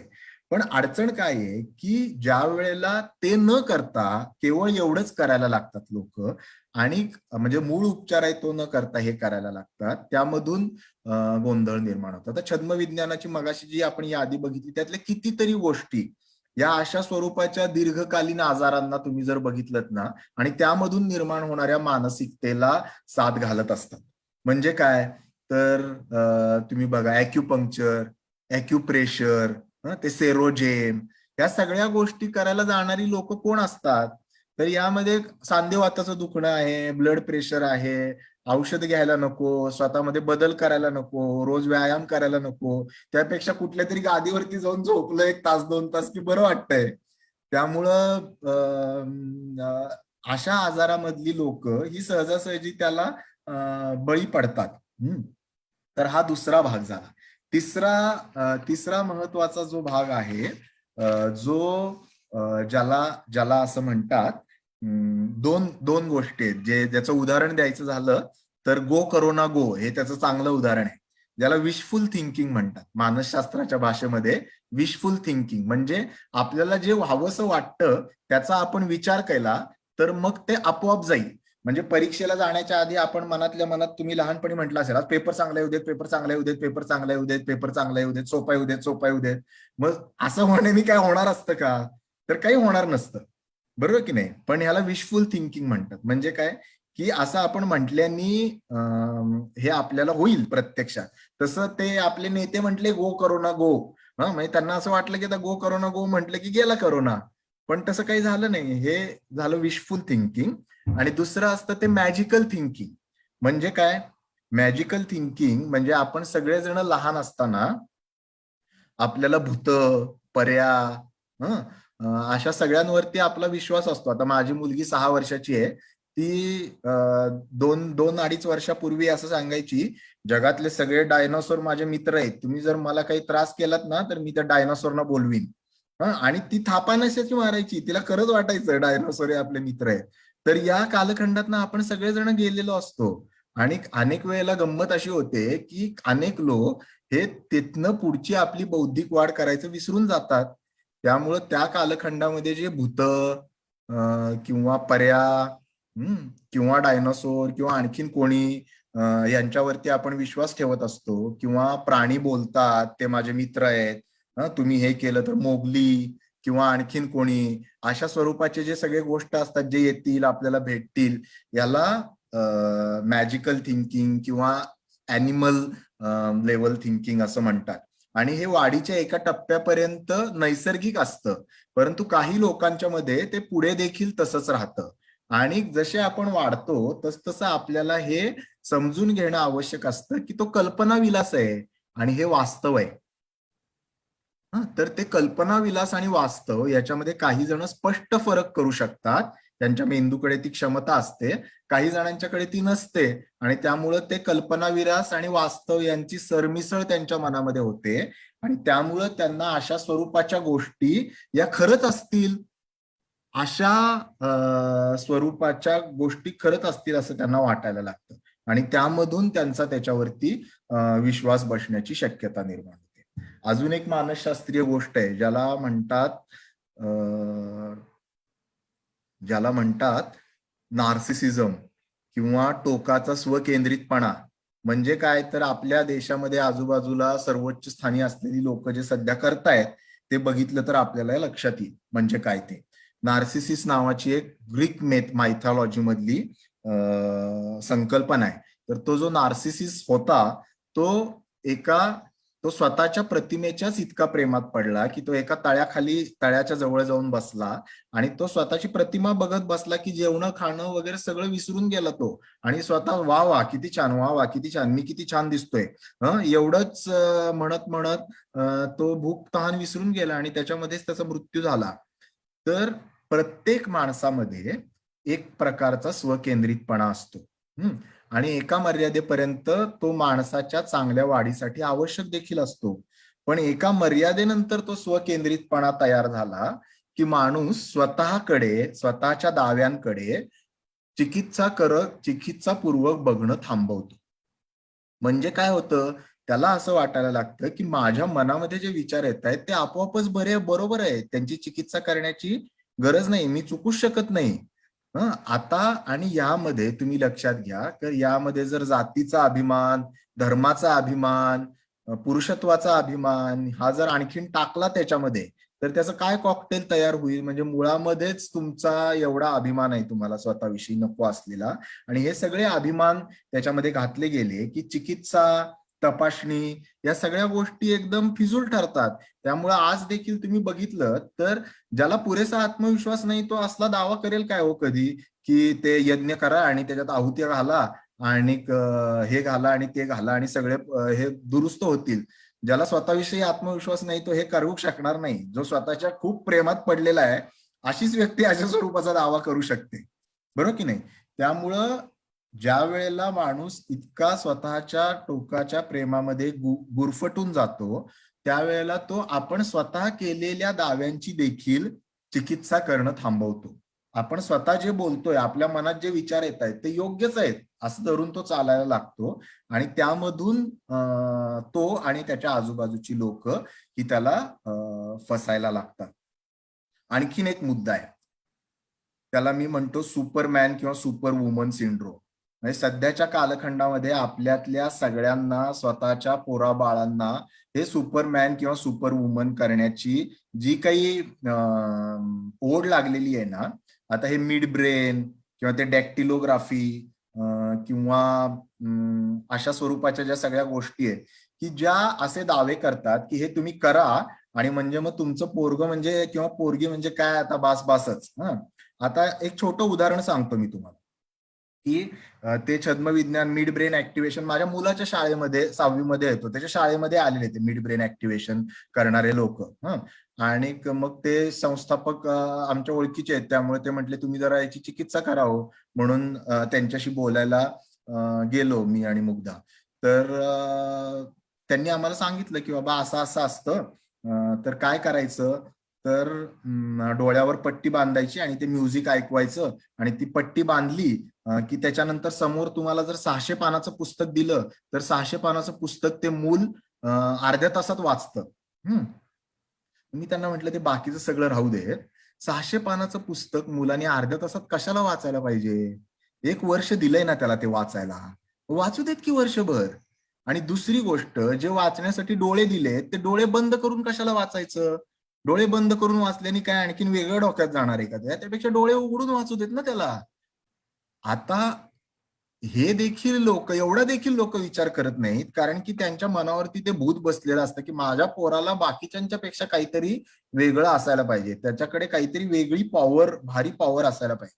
अशा याला बळी पडणारे तुम्ही जर बघितलेत ना लोक, तर बहुतांश लोक, त्यांचे पालक, त्यांना यांनी ग्रस्त केलेलं असतं की आपल्या मुलाला किंवा मुलीला किंवा आपल्या स्वतःला सुपरमॅन किंवा सुपरवुमन करायचंय आणि आपल्या आजूबाजूच्या लोकांच्या पेक्षा आपण काहीतरी वेगळे असायला पाहिजे. गर्भसंस्कार हे कशात नाही येतं? म्हणजे काल शंतनू अभ्यंकर जे म्हटले ना की आता मी मुलावर चांगले संस्कार व्हावे म्हणून चांगली पुस्तकं वाचायला सुरुवात केली. अरे चांगली पुस्तकं माणसाने कायमच वाचावीत, गर्भसंस्कार करण्यासाठी कशाला वाचावीत?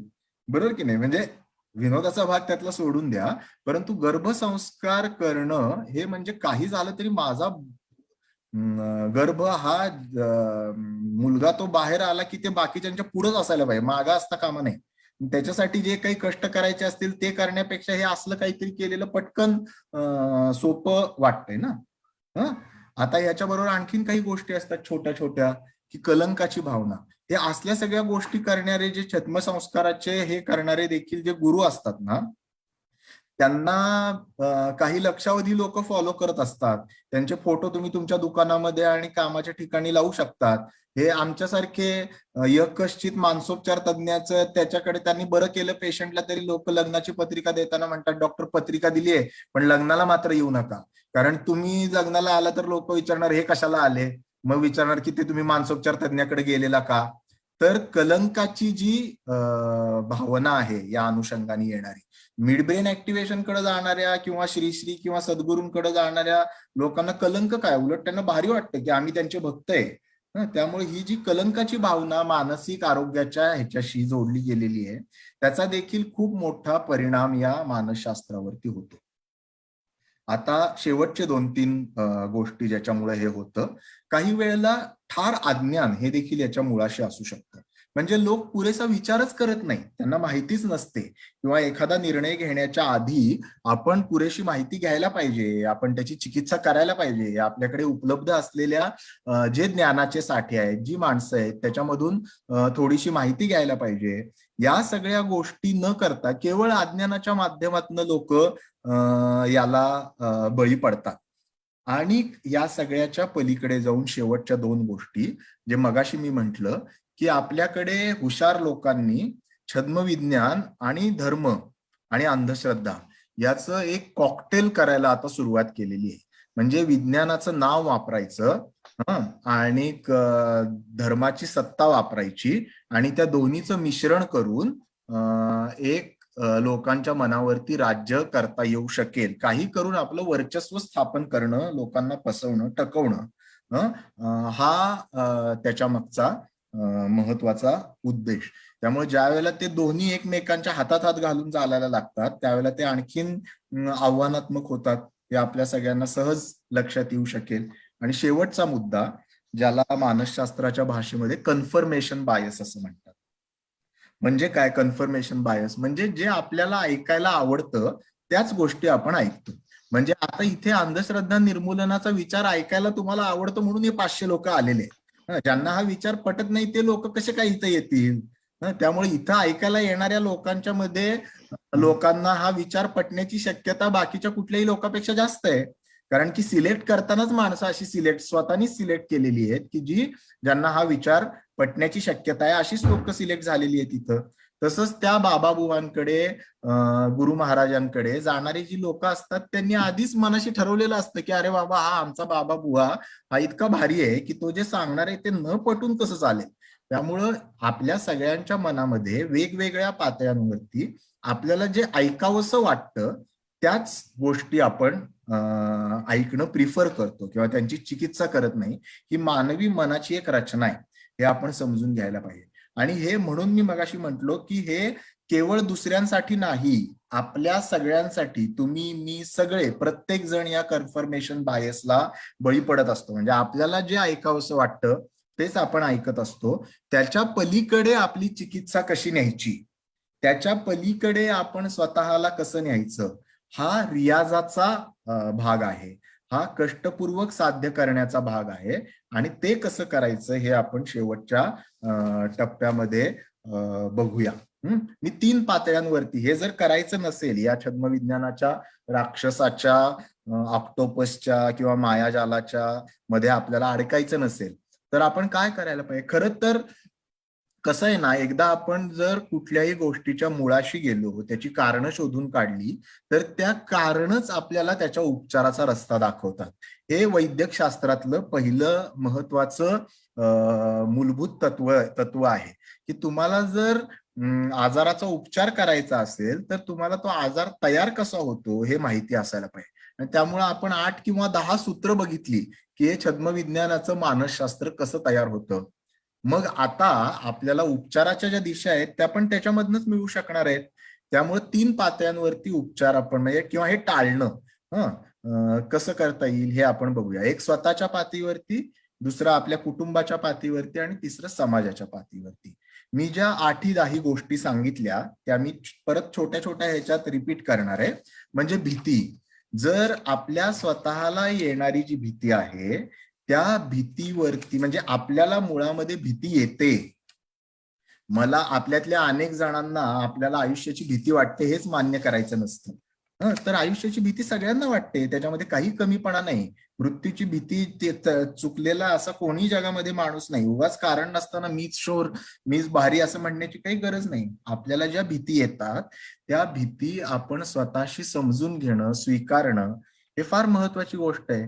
त्यामुळं आपल्याला भीती येतेय आणि आपला वरचा मेंदू हायजॅक होतोय, आपला अॅमेग्डेला हायजॅक होतोय, किंवा आपला ब्रेन हँग होतोय, ते कळू शकतं का आपल्याला? तर नक्की कळू शकतं. तर त्याच्याविषयी आपण जागरूक होऊ शकतो का? होऊ शकतो. त्याच्यासाठी मानसशास्त्र समजून घ्यायला पाहिजे थोडं. मानस मैत्री हा आपला उपक्रम आहे ज्याच्यामध्ये आपण हे स्वतः शिकणं आणि दुसऱ्यांना शिकवणं याच्यासाठी प्रयत्न करतो. दुसरा भाग आहे की आपल्याला हे लक्षात यायला पाहिजे की जर आपल्या कुटुंबामध्ये, आपल्या आजूबाजूला, आपल्या आयुष्यामध्ये जर दीर्घ मुदतीचे आजार आले असतील, तर पर्यायी पूरक छद्मविज्ञानाच्या पद्धतींकडे आपला ओढा होण्याची शक्यता जास्त आहे. कारण ते सहजासहजी जात नाही आणि ते सहन करणं, त्यांच्याबरोबर आयुष्याची पुनर्रचना करणं हे अनेक वेळेला अवघड असतं. त्यासाठी आवश्यक असलेला आधार आणि समुपदेशन आपल्याकडे मिळत नाही आणि त्यामुळे या कालखंडामध्ये आपण त्याला मोठ्या प्रमाणामध्ये बळी पडू शकतो. त्यामुळे आरोग्य, भीती. तिसरं, मीच शहाणा, नार्सिसिझम, ज्याच्याविषयी मी म्हटलो की मीच शहाणा असं सतत म्हणणं. आणि मला जे वाटतं तेच म्हणजे ते तुम्ही ते भाडीपा बघता का? त्या भाडीपा नावाचं एक चॅनल आहे, त्याच्यावरती ते सिरियल येते बघा, एक मी आई आणि काहीतरी, त्यात तो आनी आहे, तो ते कसली म्हणजे स्वतःला त्याला आयडिया सुचतात आणि मग त्याच्यानंतर तो म्हणतो कसली भारी आयडिया, ही एक युनिक आयडिया आहे आणि आजपर्यंत कुणालाच सुचलेली नाही. म्हणजे आपल्याला ज्या सुचतात त्या आयडियांच्या मध्ये काहीतरी दोष असू शकतो याचा तो विचार नाही करू शकत. तसं आपलं तर होत नाहीये ना. आपल्याला जर असं व्हायला लागलं तर मला वाटतं आपण दुसऱ्यांचं टीका, दुसऱ्यांची मतं, आणखीन काही गोष्टी या समजून घेऊ शकतो का? हे तिसरं महत्वाची गोष्ट आहे. चौथी ही जे विशफुल थिंकिंग आणि मॅजिकल थिंकिंग आपण म्हटलं तर ते महत्वाचं आहे. त्याच्या माध्यमातून हे बघा, जर पूर्वी मानस मैत्री, शोधभूताचा बोध मुनाचा जी आनिसेची मोहीम होती, त्या मोहिमेच्या उद्घाटनाला विजय तेंडुलकर आलेले आणि ते असं म्हटलेले त्यांच्या भाषणामध्ये की अहो हे भूतांच्या वगैरे काय मागं लागलाय तुम्ही, भूत वगैरे कसलं भारी असतात, भूत वगैरे जर नसतील तर मग कथा, कल्पना, गोष्टी या कुठनं येतील? तर आपण हे समजून घ्यायला पाहिजे की त्याच्या नावावर होणाऱ्या शोषणाला आपला विरोध आहे. ज्या लोकांना कल्पनेतलं भूत आणि पुस्तकातलं भूत आणि प्रत्यक्षातलं भूत याच्यामधला फरक कळतो, त्याला काही आपला विरोध नाहीये कुणाचा. आता भूतांच्या आणि याच्या सिरियल बघायला लोकांना आवडू शकतात, पण जोपर्यंत त्यांना हे माहित असतं की अरे हे मनोरंजन आहे, तोपर्यंत ती वेगळी गोष्ट आहे. हे आपण सगळ्यांनी समजून घेणं आवश्यक आहे. Super natural, Superman, super woman करायच्या आपल्या ज्या मुलांच्या हे आहे त्याविषयी आपण थोडं जागरूक राहायला पाहिजे. कलंकाची भावना जी कारण नसताना आपल्याला वेगवेगळ्या आजारांच्या विषयी येते, तिच्याविषयी जागरूक राहिलं पाहिजे आपल्याला. धर्म आणि विज्ञानाचं जे मिश्रण सध्या आपल्या आजूबाजूला चाललेलं आहे त्याच्याविषयी जागरूक राहायला पाहिजे. स्वतःचं जे कन्फर्मेशन बायस, मी आता सगळ्याविषयी काही सविस्तर बोलणार नाहीये, परंतु या 10 गोष्टींविषयी आपण जसे जागरूक होतो तसं आपण हे समजून घ्यायला लागतो की हे कुठं थांबवता येईल. आता शेवटची 2-5 मिनिटांमध्ये मी थांबणार आहे की आपल्या कुटुंबासाठी आणि समाजासाठी आपण काय करू शकतो. तर काही गोष्टी आपण नक्की करू शकतो. काही ठोकताळे आपण नक्की वापरू शकतो. ते असे आहेत की हा जो दावा ज्यांनी केलेला आहे ते लोक आणि त्याचं मार्केटिंग करणारे लोक हे एकच आहेत का? याची तटस्थ चिकित्सा झालेली आहे का? ते कुठं छापून आलेली आहे का? ज्या ठिकाणी ती छापून आलेली आहे ती मान्यताप्राप्त वैद्यकीय नियतकालिका आहेत का? त्याची दुसरी बाजू सांगणारं काही त्याच्यामध्ये छापून आलेलं आहे का? जर याला आव्हान दिलं तर कोणाच्या भावना दुखावल्या जातात का? हे तर एकदम फार महत्वाचं हे आहे की जर कुणाच्या भावना हे दाखवल्याने दुखावल्या जात असतील तर तिथं काहीतरी काळबेर आहे हे समजायला पाहिजे आपल्याला. भावना दुखावण्यासारखं काय आहे त्याच्यात? न्यूटन नंतर आईन्स्टाईन आला म्हणून काही न्यूटनच्या भावना दुखावल्या नाही गेल्या. त्यांनी काहीतरी स्वतः शास्त्रामध्ये काहीतरी आणखीन कॉन्ट्रीब्युशन केलं म्हणून त्याला वाटलं अरे शास्त्र पुढे गेलं आणखीन. त्याच्यामुळं अशा गोष्टी केल्यात का? जे केलेत त्यांचं शिक्षण काय आहे? हे ठोकताळे आहेत. ह्याच्यावरनं काही सगळंच बरोबर येईल असं नाही. पण आणखीन याबरोबर जे या विषयातलं उपलब्ध ज्ञान आहे त्या उपलब्ध ज्ञानामध्ये हे कसं बसतं?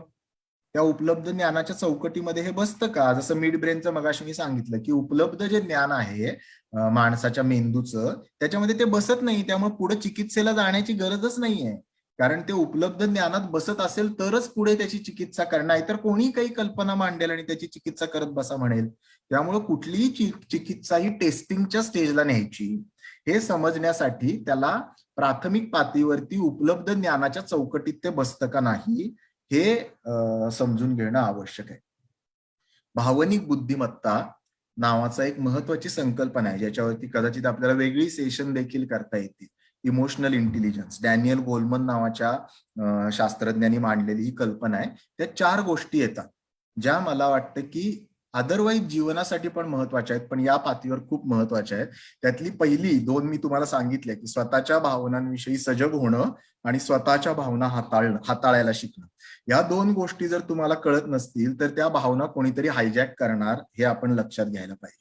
आणि दुसरी महत्वाची बाब आहे त्यातली की दुसऱ्यांच्या भावनांविषयी सजग होणं आणि दुसऱ्यांच्या भावना हाताळायला त्यांना मदत करणं. हे आपल्या कुटुंबाच्या पातळीवरती होतं. म्हणजे आपल्या आजूबाजूला होमिओपॅथी वापरणारी लोक असणार आहेत. आपल्या आजूबाजूला ह्या सगळ्या गोष्टींचा अनुभव घेणारी लोक असणार आहेत.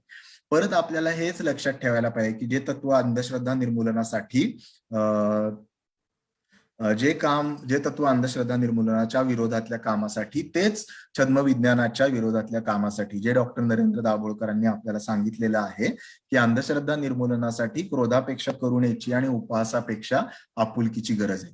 त्यामुळं अशा परिस्थितीमध्ये मानसिक पातळीवरती व्यक्त किंवा अव्यक्त पद्धतीनं याच्यामध्ये गुंतलेल्या लोकांना जर आपल्याला आधार द्यायचा असेल तर त्यांची मानसिकता आपल्याला समजून घ्यायला लागेल, त्यांचं ऐकून घ्यायला लागेल आणि त्यानंतर ती माणसं टप्प्याटप्प्याने बदलतील अशा स्वरूपाचा संवाद त्यांच्याशी करायला पाहिजे.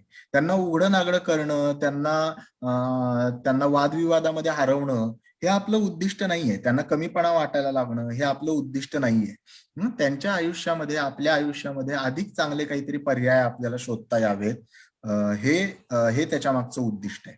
आता हे झालं कुटुंबाच्या पातळीवर आणि शेवटी समाजाच्या पातळीवरती काय काय करू शकतो आपण हे जर टाळायचं असेल तर मला वाटतंय की प्रबोधन हा त्यातला महत्वाचा भाग आहे. जे या निमित्ताने आपण सुरू केलंय त्या विषयाचं एक पुस्तक काढलं, त्या विषयाची एक अंक काढला, त्या विषयाची व्याख्यानमाला घेतली. इथून पुढे देखील आपण त्याविषयी प्रबोधन करत राहू. मला वाटतं आरोग्य आणि शिक्षण ही 2 खूप महत्वाची क्षेत्र आहेत की ज्याच्यामध्ये छद्मविज्ञानाचा खूप जवळून संबंध येतो. त्यामुळं शालेय विज्ञानाच्या ह्याच्यामध्ये छद्मविज्ञानाविषयी बोललं गेलं पाहिजे. जसं फेक न्यूज हे येणाऱ्या जमान्याच्या अंधश्रद्धा किंवा छद्मविज्ञानच आहे. त्याच्याविषयी जसं बोललं गेलं पाहिजे तसं याच्याविषयी शालेय अभ्यासक्रमात बोललं गेलं पाहिजे. जे आशा, अंगणताई वर्कर आहेत आपले किंवा जे डॉक्टर आहेत त्यांना माणसाचं मन कसं काम करतं आणि त्याला वैज्ञानिक पद्धतीनं आधार दिला तर वैज्ञानिक पद्धतीच्या गोष्टीकडे जाणं ते कसं टाळू शकतं हे समजून जर सांगितलं तर ते त्याच्याकडे जाण्याची शक्यता कमी होते. त्यानंतर जसा जादूटोणा विरोधी कायदा होता तसं याविषयी कायद्याच्या बाबतीत काय करता येईल याचा विचार करायला पाहिजे. धर्म आणि याचं जे कॉकटेल तयार व्हायला लागलंय त्याच्याविषयी आपण विचार करायला पाहिजे. आणि हे सगळं नाही जमलं तर कमीत कमी स्वतःचा अॅमेगडेला तरी हायजॅक केला जाऊ नये याच्याविषयी आपण प्रयत्न करायला पाहिजे. माझा एक छोटासा अनुभव सांगणार आहे आणि मी थांबणार आहे. मला असं वाटायचं की आपण तर बुद्धिवादी आहोत आणि आपण मानसोपचार तज्ञ आहे, त्यामुळे आपण स्वतःच्या भावनांविषयी जास्त जागरूक आहे. 2 वर्षापूर्वी झालेला माझ्या बाबतीतला एक किस्सा मी तुम्हाला सांगतो की एका दिवशी दुपारी मी असा आता दमून थोडासा आता थोडीशी पेंग येते, झोप घ्यावी अशा मनस्थितीमध्ये घरात बसलेलो होतो. 2 दिवसापूर्वीच मला माझी आई आणि बायको भरपूर ओरडले होते की तू लष्करच्या भाकऱ्या भागण्यासाठी तुला वेळ असतो, घरातली कामं काही तू करत नाहीस वगैरे. या सगळ्या गोष्टी मी त्यांच्याकडनं ऐकल्या होत्या, त्यामुळे त्याची पार्श्वभूमी होती. आणि बायकोनी मला सांगितलेलं की आता सिलेंडर तरी यावेळेला तू जो माझ्या मोबाईलवरनं रजिस्टर केला जातो ते तू कर, त्याचं बघ. आणि दुपारी मला फोन आला की हिंदीमध्ये ते बोलत होते. साधारण त्यांच्या सांगण्याचा उद्देश असा होता की तुमच्या सिलेंडरचं बुकिंग साठी नंबर आलेला आहे आणि बाकीचे सगळे डिटेल मला आठवत नाहीत. माझ्या लक्षात राहिलं तेवढं एवढंच आहे की तुमच्या सिलेंडरच्या बुकिंगचा नंबर आलेला आहे आणि त्याच्यासाठी तुम्हाला एवढे पैसे भरायचे आहेत आणि तुमच्या क्रेडिट कार्डचा नंबर किंवा डेबिट कार्डचा नंबर मला द्या. आता जनरली 100 99 वेळेला मी ह्याला बळी नसतो पडलो, पण त्या पार्श्वभूमीवरती मी त्यांना म्हटलं थांबा, माझ्याकडे माझं पाकिट नाहीये, पाकिटामध्ये माझं डेबिट कार्ड आहे, ते मी घेऊन येतो असं मी म्हंटलो. आणि त्या ठिकाणावर मी उठलो आणि माझं पाकिट आणायच्या ज्या खोलीत होतं त्या खोलीपर्यंत पोहोचलो. आणि त्या खोलीत येता येता माझ्या लक्षात यायला लागलं, अरे बाबा तू काय करतोयस, असं आपल्या डेबिट कार्डचा आणि क्रेडिट कार्डचा नंबर कोणाला देतात का? ती माणसं हिंदीमध्ये बोलतायत. आता हे कशामुळे झालं? माझा अॅमेगडेला हायजॅक झाला क्षणभरासाठी. कशामुळे झालं? कारण की एकतर मी थोडासा दमलेलो आणि गुंगीतल्या मानसिकतेमध्ये होतो. आधीच आपण घरामध्ये पुरेसा वेळ देत नाही आणि दिलेली सांगितलेली कामं सुद्धा आपण धड करत नाही याची अपराधीपणाची भावना मनामध्ये होती. आणि त्याच्यामध्ये जर आपण हा सिलेंडर पण बुक करण्यामध्ये काही गोंधळ केला तर आपलं काही खरं नाही. या सगळ्या ह्यांनी माझा अॅमेगडेला हायजॅक झाला. आणि हे कुणाच्याही बाबतीमध्ये होऊ शकतं. 2 मिनिटांमधनं मी सावरलो आणि माझ्या लक्षात आलं नाही तर मी त्यांना नंबर देऊन बसलो असतो आणि नंतर मग मी पोलिसांना तक्रार केली वगैरे सगळं झालं पुढचं. पण म्हणून हे लोक छद्मविज्ञानाला कसे फसतात, हा लोकांपेक्षा आपण त्याला कसे फसू शकतो या दृष्टीनं महत्वाचा विषय आहे आणि त्या बाबतीमध्ये आपण जागरूक असायला पाहिजे. म्हणून थांबण्याआधी मला परत हेच तुम्हाला सांगावंसं वाटतं की जी ही कविता आहे ना त्याच्या 4 ओळी, भंगू दे कार्पण्य मीचे, म्हणजे ह्याच्यात नार्सिसिझम आला. खरं तर मला पूर्वी याचा अर्थ कळत नव्हता पण आज कळला. भंगू दे कार्पण्य मीचे, दे धरू सर्वास पोटी, भावनेला गा मिळू दे शास्त्र काट्याची कसोटी. त्यामुळे आपल्या भावनेला शास्त्र काट्याची कसोटी जर आपण नाही मिळवून दिली तर कोणीतरी छद्मविज्ञानवाला नाही तर कोणीतरी धर्माच्या नावाखाली ती हायजॅक करणार आहे आणि ती होऊ नये याच्यासाठी हा सगळा उठाठे उस्तवार आहे. तर तुम्ही एवढ्या मोठ्या संख्येने आलात आणि ते ऐकून घेतलं त्याविषयी मनापासून धन्यवाद. अनिस वार्तापत्राच्या लोकांनी मला बोलवलं आणि मला हे मांडण्याची संधी मिळाली तुमच्यासाठी, त्याच्याविषयी देखील आपल्या सगळ्यांचे आभार मानतो आणि थांबतो. धन्यवाद. धन्यवाद अमित सर. अतिशय क्लिष्ट आणि अवघड अशा विषयाचं आपण विवेचन हे अतिशय सरळ आणि सोप्या समजेल अशा भाषेमध्ये केलेलं आहे, त्याबद्दल धन्यवाद. आपण सांगितलं be the change you want to see, जे महात्मा गांधीने सांगितलं होतं. आपण या ठिकाणी पहिल्यांदाच लोक म्हणण्यापेक्षा आपण आणि आपल्यापासूनच सुरुवात करावी असं आपण जे महत्वाचं विवेचन केलेलं आहे. अंधश्रद्धा आणि छद्मविज्ञान यांच्या चक्रव्यूहातून बाहेर पडायचं असेल, आपला अमेकडेला जर हायजॅक होऊन द्यायचा नसेल, तर वैज्ञानिक दृष्टिकोनाची लस घेतली पाहिजे, हा संदेश आपण या ठिकाणी दिलेला आहे. अमित सर आणि सर्व श्रोते हो, वैज्ञानिक दृष्टिकोनाची लस तर चारवाक, बुद्ध, तुकोबा, गाडगेबाबा, दाभोळकर ते पानसरेपर्यंत या लोकांनी आपल्याला दिलेले आहे. परंतु या लसीचा वेग आणि लसीचा वेग हे वाढवला पाहिजे, जेणेकरून समाजामध्ये वैज्ञानिक दृष्टिकोन निर्माण होईल आणि एक निकोप अशा समाज व्यवस्था निर्माण होईल. धन्यवाद हमीद सर. पुन्हा एकदा या ठिकाणी जे महत्वाचे प्रश्न आलेले आहेत, सगळ्यांना बोलायला देणं शक्य नाही, त्यामुळे जे काही कमेंट बॉक्स मध्ये प्रश्न आलेले आहेत, त्या प्रश्नाची प्रश्न राहुल थोरात यांनी विचारावीत आणि या विषयाच्या संबंधितच वेळ कमी असल्यामुळे प्रश्न उत्तर घेण्यात यावीत, असे मी राहुल थोरात जे व्यवस्थापकीय संपादक आहेत वार्तापत्राचे, त्यांना मी विनंती करतो. राहुल थोरात सर. थँक्यू फारुख. भरपूर प्रश्न आलेले आहेत. काही प्रश्न नेहमी विचारले जातात ते प्रश्न सोडून काही मानसिक आरोग्याच्या बाबतीत जे प्रश्न आहेत ते आपण इथं घेऊया. मी डॉक्टर हमीदना विनंती करतो की आपण वाचकांच्या काही प्रातिनिधिक प्रश्नांना उत्तरं द्यावीत. त्यातले कॉमन काही प्रश्न आहेत. त्या कॉमन प्रश्नाचा मिळून एक प्रश्न तयार होतोय की सध्या जे मेडिटेशन बद्दल जे सांगितलं जातं, मन शांतीसाठी मेडिटेशन करा, रेकी करा, तर हे स्युडो सायन्स मध्ये मोडतं का आणि याबद्दल आपण काय सांगाल? रेकी आणि मेडिटेशन या दोन्हीला एकत्र करणं मला योग्य वाटत नाही. रेकी याला कुठलाही शास्त्रीय आधार आजपर्यंत निर्माण झालेला नाहीये. त्यामुळं बहुतांश वेळेला मी म्हंटल तसं या दीर्घ मुदतीच्या आजारांमध्ये त्याचा वापर केला जातो, पण त्याला कुठलाही शास्त्रीय आधार नाही, त्यामुळे ते छद्मविज्ञान आहे. मेडिटेशन ही गोष्ट परत हा पण आपण लक्षात घ्यायला पाहिजे की कशासाठी तुम्ही त्याचा वापर करता. म्हणजे योगासनं हे छद्मविज्ञान आहे का, असा प्रश्न आहे. तसंच मेडिटेशन हा मेडिटेशन ही पद्धती आहे, हे तुम्ही लक्षात घ्या. स्वतःच्या मनाकडे तटस्थपणे बघायला शिकण्याची पद्धती आहे. त्याचे अनेक शास्त्रीय अभ्यास झालेले आहेत, त्याचा मेंदूवरती होणाऱ्या परिणामांच्या विषयी अभ्यास झालेले आहेत आणि मला वाटतं पूर्वी एक आपण ह्याच्यावरती व्याख्यान देखील सविस्तर मांडणी त्याच्यामध्ये तास सव्वा तासाची मी केलेली आहे. आता कोणी जर असं म्हणत असेल की मेडिटेशनमुळे सिझोफ्रेनिया बरा होतो, तर ते छद्मविज्ञान आहे. पण आपल्या मनावरती ताबा ठेवण्यासाठी जसं श्वसनाचा दीर्घ श्वसनाचा उपयोग करता येऊ शकतो, जसं तुम्ही व्यायाम केला तरी तुमच्या म्हणजे या सगळ्या मनाला बरं वाटतं. जर तुम्ही जवळच्या लोकांशी बोललात, मनाला आधार वाटतो.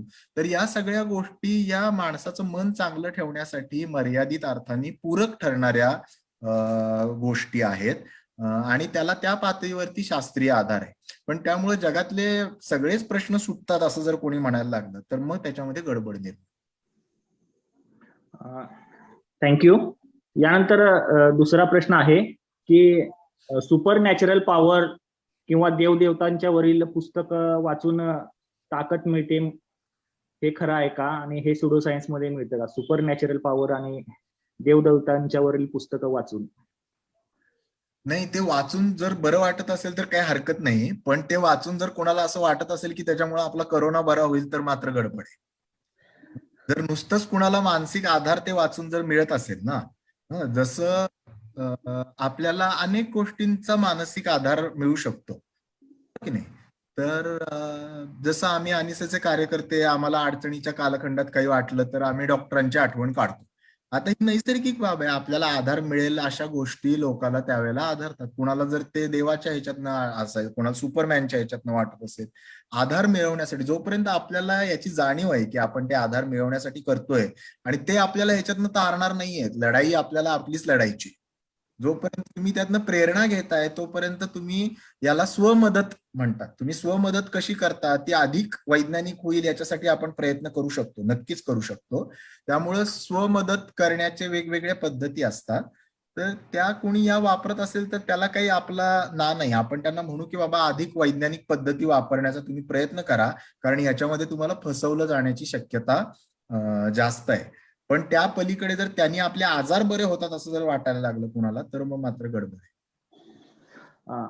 Thank you sir. त्यानंतर दोन प्रश्न मी एकत्रच विचारतोय. सध्या कोरोनाच्या काळामध्ये लोकांनी आपलं मानसिक स्वास्थ्य कसं टिकवावं आणि अंधश्रद्धा निर्मूलन समितीची मानस मैत्री ही संकल्पना काय आहे? हे दोन्ही महत्वाचे उपक्रम आहेत, महत्वाचे प्रश्न आहेत. मानसिक स्वास्थ्य, मानस मैत्रीविषयी मी पहिल्यांदा सांगतो, दुसऱ्या प्रश्नाचं उत्तर तुम्हाला कदाचित आपोआप मिळेल.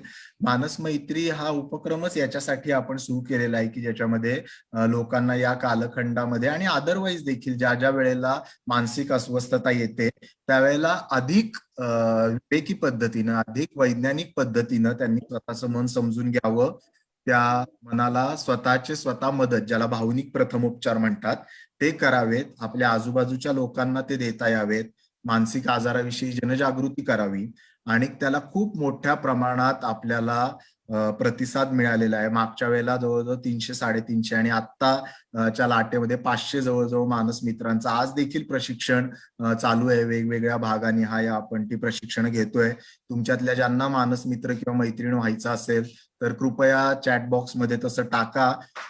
आमचे सहकारी त्याची नोंद घेतील. मानस मैत्री म्हणून तुमचा नंबर आणि नाव टाका, तर तुम्ही त्या प्रशिक्षणात सहभागी होऊ शकता. यामध्ये स्वतःचं मानसिक आरोग्य कसं टिकवायचं, दुसऱ्यांना आधार कसा द्यायचा, अंधश्रद्धांना बळी न पडता या गोष्टी कशा करता येऊ शकतील, हे सगळं आपण त्याच्यामध्ये शिकण्याचा प्रयत्न करतो.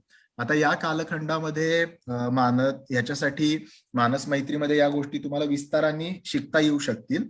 पण मला वाटतं 2-3 छोट्या छोट्या गोष्टी आहेत की एक म्हणजे हा अवघड कालखंड आहे आणि हा कालखंड हा काही कायम राहणार नाहीये, हे आपण स्वतःच्या मनाला समजावून सांगणं आवश्यक आहे. दुसरी गोष्ट की करोनानी बाधित झालेल्या सगळ्या लोकांना काही तीव्र त्रास होत नाही, त्यामुळे आपण एवढं घाबरून जाण्याची अजिबात गरज नाही. जवळजवळ 85-90% लोकांना अतिशय सौम्य किंवा मध्यम स्वरूपाचा त्रास होतो, त्यामुळं घाबरून जाण्याची गरज नाही, पण काळजी घेणं आवश्यक आहे. ज्याला आपल्याला विज्ञानाने सांगितलेल्या ज्या सगळ्या गोष्टी आहेत म्हणजे मास्क, सोशल डिस्टन्स, सॅनिटायझेशन आणि लस, या सगळ्या गोष्टी अत्यंत महत्वाच्या आहेत. जर त्रास होत असेल तर तो अंगावरती काढता कामा नये, हे पण खूप महत्वाचं आहे. कारण लोक घाबरून अंगावरती काढतात आणि नंतर आजारामध्ये बळावतो आणि त्याच्यामधनं अनेक अडचणी, म्हणजे योग्य वेळी निर्णय घेणं, आपलं मन स्थिर ठेवून, हे देखील फार महत्वाचं आहे. आपल्या जवळच्या लोकांशी बोलणं, मन मोकळं करणं, जर खूप त्रास वाटत असेल तर हेल्पलाईन आहे आपल्या मानस मैत्रीच्या, त्याच्यावरती संपर्क करणं, या गोष्टी आपण करू शकतो. या साध्या साध्या गोष्टी, श्वसनाचे व्यायाम शिकता येऊ शकतात आपल्याला. दुसऱ्या काही मोकळा वेळ त्याच्यामध्ये छंद, आवडीच्या गोष्टी करण्याकडे आपण लक्ष देऊ शकतो.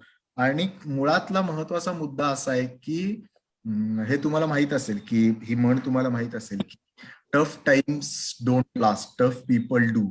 म्हणजे अवघड कालखंड हे कधीच एकासारखे टिकत नाहीत. माणसाच्या इतिहासात ते येऊन गेलेले आहेत, पण आपलं मन खंबीर ठेवलं तर मात्र आपण टिकू शकतो. हे जर आपण समजून घेतलं तर ह्यातल्या अनेक गोष्टी होऊ शकतात. धन्यवाद डॉक्टर हमीद. अत्यंत चांगल्या पद्धतीने आपण या प्रश्नांची उत्तरं दिलेली आहेत. वेळेअभावी आपण सर्व प्रश्न घेऊ शकत नाही, त्याबद्दल मी श्रोत्यांचे मनपूर्वक दिलगिरी व्यक्त करतो. 2 सूचना फक्त देतो. काही लोक चॅट बॉक्स मध्ये फक्त आपलं नाव लिहितात, पण त्या नावावरून आम्हाला आपला संपर्क करता येणार नाही. कृपया आपल्या नावाबरोबर मोबाईल नंबर आणि गाव दिलं तर बरं होईल, जेणेकरून आमचे अनिच्छे कार्यकर्ते आपल्याशी संपर्क साधतील. त्यानंतर दुसरी सूचना आहे की अंधश्रद्धा निर्मूलन वार्तापत्रानं ही जी 4 दिवसाची व्याख्यानमाला होती, पण प्राध्यापक PR आरडे सरांची तब्येत ठीक नसल्यामुळं उद्याचं त्यांचं व्याख्यान हे होणार नाही, तर आजच या व्याख्यानमालेचा समारोप होतोय. ही सूचना फक्त सगळ्यांनी लक्षात घ्यावी. आणि अंधश्रद्धा निर्मूलन वार्तापत्राच्या वेबसाईटला, ज्याचे आज 28,000 मेंबर आहेत, या वेबसाईटला आपण अवश्य भेट द्यावी. अंधश्रद्धा निर्मूलन वार्तापत्राचे वर्गणदारही व्हावं. Over to Farooq. धन्यवाद राहुल सर, धन्यवाद हमीद सर. यानंतर या व्याख्यानमालेच्या समारोपासाठी राजीव देशपांडे, अंधश्रद्धा निर्मूलन वार्तापत्राचे संपादक, यांना मी विनंती करतो की त्यांनी या व्याख्यानमालेचं समारोप करावं.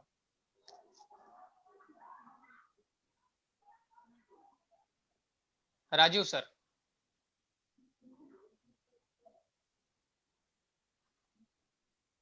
को होस्ट करा, बघा काय झाले. अमोल. गेले 3 दिवस आपण ह्या ही व्याख्यानमाला ऐकतोय.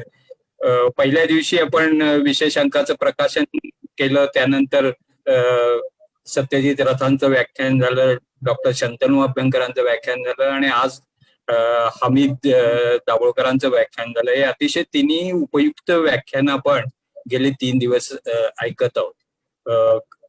आरडे सरांचं पण आपण व्याख्यान घेणार होतो, खरं आरडे सरांच्या तब्येतीमुळे आपण ते पुढे कधीतरी घेण्याचे ठरवत आहोत. आता ह्या सगळ्याचा समारोप करताना मला असं म्हणायचं की विज्ञानानं प्रतिष्ठित केलेले जे सिद्धांत आहेत, साधनं आहेत, त्या आमच्याच रूढी परंपरेचे कसे भाग आहेत असे दावे करत आपले धर्मांध, आर्थिक आणि राजकीय हितसंबंध प्रस्थापित आणि बळकट करण्याचे आणि सर्वसामान्य जनतेला जो दिलासा पाहिजे आहे तो दिलासा देण्यात येणारे प्रस्थापितांचे जे अपयश आहे, त्या अपयश झाकण्याचं काम आज छद्मविज्ञान करत आहे असं आपल्याला दिसतं. तसं ते नेहमीच करत असतं. त्यामुळे छद्मविज्ञानाच्या विरोधातील हा संघर्ष हा कोणत्याही काळात महत्वाचाच असतो हे आपण लक्षात ठेवलं पाहिजे. पण आजच्या करोनासारख्या महामारीच्या विरोधात लढताना छद्मविज्ञानाच्या विरोधातील हा संघर्ष अत्यंत कळीचा ठरतो. कारण अशा काळात हे विज्ञानानं सुपीक केलेल्या जमिनीतून छद्मविज्ञानाचे, ज्याला आपण सुडो सायन्स म्हणतो, नकली, फसवं, आभासी असं विविध नावानं ज्याला आपण म्हणतो, त्या छद्मविज्ञानाचे विषारी पीक अगदी तरारून येतं. आणि या 2 दिवसात आत्ताच म्हणजे या 2 दिवसातल्या बातम्यांकडे जरी नजर टाकली तरी तुम्हाला असं दिसेल की गायीच्या शेणाने माखलेले लोकांचे फोटो तुम्ही बघितले असतील. मध्य प्रदेशातल्या त्या मंत्र्याचे गावाच्या वेशीवर कोरोना रोखण्यासाठी केलेले यज्ञाचे आव्हान तुम्ही ऐकलं असेल. म्हणजे यावरूनच आपल्याला कळतंय की हे छद्मविज्ञानाचं आव्हान किती प्रचंड आहे. अत्यंत प्रचंड असं हे आव्हान आहे. आणि म्हणूनच करोना महामारीच्या या संकटाच्या पार्श्वभूमीवर अंधश्रद्धा निर्मूलन वार्तापत्रानं हा विशेषांक हा छद्मविज्ञानाच्या विरोधातील संघर्षाचा विविध अंगानं वेध घेणारा हा विशेषांक प्रसिद्ध केला. या विशेषांकाचं स्वागत चांगलं झालं. अनेक तज्ञ कार्यकर्ते यांनी आजचं वास्तव चितारणारे लेख लिहून या मोहिमेत सहभाग दिला. तसंच त्याचा पुढचा टप्पा म्हणून आम्ही ही जनजागरण व्याख्यानमाला आयोजित केली. त्यालाही संपूर्ण महाराष्ट्रातल्या लोकांनी, कार्यकर्त्यांनी फार मोठ्या प्रमाणावर प्रतिसाद दिला. सत्यजित रथ यांच्यासारखा शास्त्रज्ञ, शंतनू अभ्यंकरांसारखा कार्यकर्ता डॉक्टर, हमीद तर काय तो आयोजकच आहे का, आयोजक कार्यकर्ताच आहे. तर हे सर्व ह्या संघर्षात सामील झाले. आरडे सर या स्युडो सायन्स विरोधातील लढतीतील एक आघाडीचे वीर आहेत. गेली कित्येक वर्ष ते या स्युडो सायन्सच्या संदर्भात लिहित आहेत. त्या संदर्भात अनेक त्यांनी आंदोलनं पण केलेली आहेत, अनेक भांडाफोडी केलेल्या आहेत. तर असे आज तब्येत बरी नाहीये त्यांची, त्यामुळे ते आपल्यात आज सामील होऊ शकलेले नाही. पण आपण आता ही जशी मोहीम पुढं चालवणार आहोत, आता आपण हा एक भाग झालेला आहे. हे जनजागरण व्याख्यानमाला ही ह्याच्या पुढे आणि आणखी आपल्याला सुडो सायन्सच्या विरोधातले कार्यक्रम घ्यायचे आहेत. आणि त्यात आरडे सर त्यांची तब्येत ठीक झाल्यानंतर आपल्याबरोबर आघाडीवर असतील, यात अजिबात काही शंका नाही. त्याचबरोबर ह्या 3 दिवसात तुम्ही सर्वांनी अतिशय मोठ्या प्रमाणावर या व्याख्यानमालेला प्रतिसाद दिला. तसाच प्रतिसाद ही मोहीम पुढे नेण्यासाठी तुम्ही द्याल किंवा द्यावा असं आव्हान महाराष्ट्र अनिसतर्फे आणि अंधश्रद्धा निर्मूलन वार्तापत्रातर्फे करतो. आणि या व्याख्यानमालेचा समारोप झाला असं जाहीर करतो. त्याच्या या सगळ्या या आजच्या व्याख्यानाच्या आभार प्रदर्शनासाठी मी फारुख कडक पुन्हा धन्यवाद राजीव सर. धन्यवाद. यानंतर या संपूर्ण व्याख्यानमालेच्या आभार प्रदर्शनासाठी बार्शी अंधश्रद्धा निर्मूलन समितीचे ज्येष्ठ कार्यकर्ते प्राध्यापक डॉक्टर अशोक कदम सर यांना मी विनंती करतो की त्यांनी आभार मानायचा आहे. धन्यवाद. धन्यवाद फारुख. नमस्कार.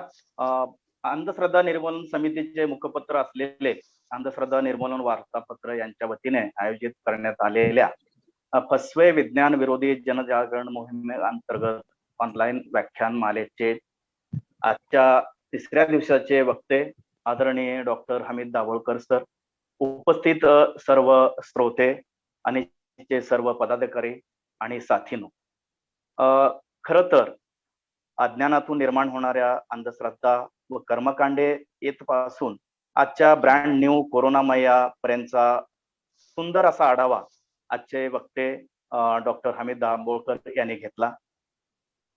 बऱ्याच वेळा आपण म्हणतो की विज्ञानाला चमत्काराचा व धर्माचा मुलामा देऊ छद्म विज्ञानाच्या आधारे लोकांची फसवणूक कशी केली जाते यावर सरांनी उदाहरणासहित अत्यंत सुंदर असं विवेचन केलं.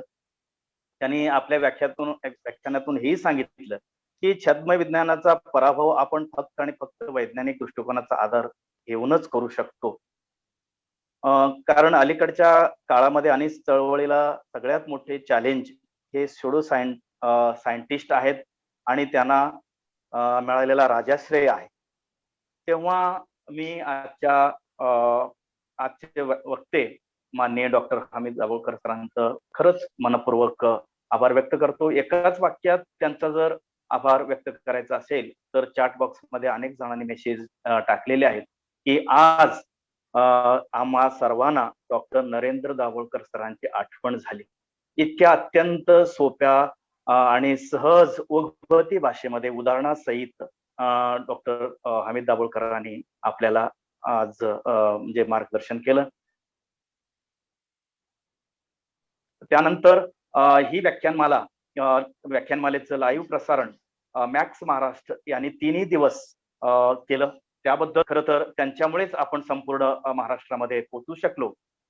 त्यांचंही मी अंधश्रद्धा निर्मूलन वार्तापत्र यांच्या वतीनं मनपूर्वक आभार व्यक्त करतो. त्याबरोबर आजचे जे हे सेशन आहे त्या सेशनचं सगळं कंट्रोलिंग आणि कोऑर्डिनेशन आणि मॉनिटरिंग हे अमोल पाटील हे करत होते.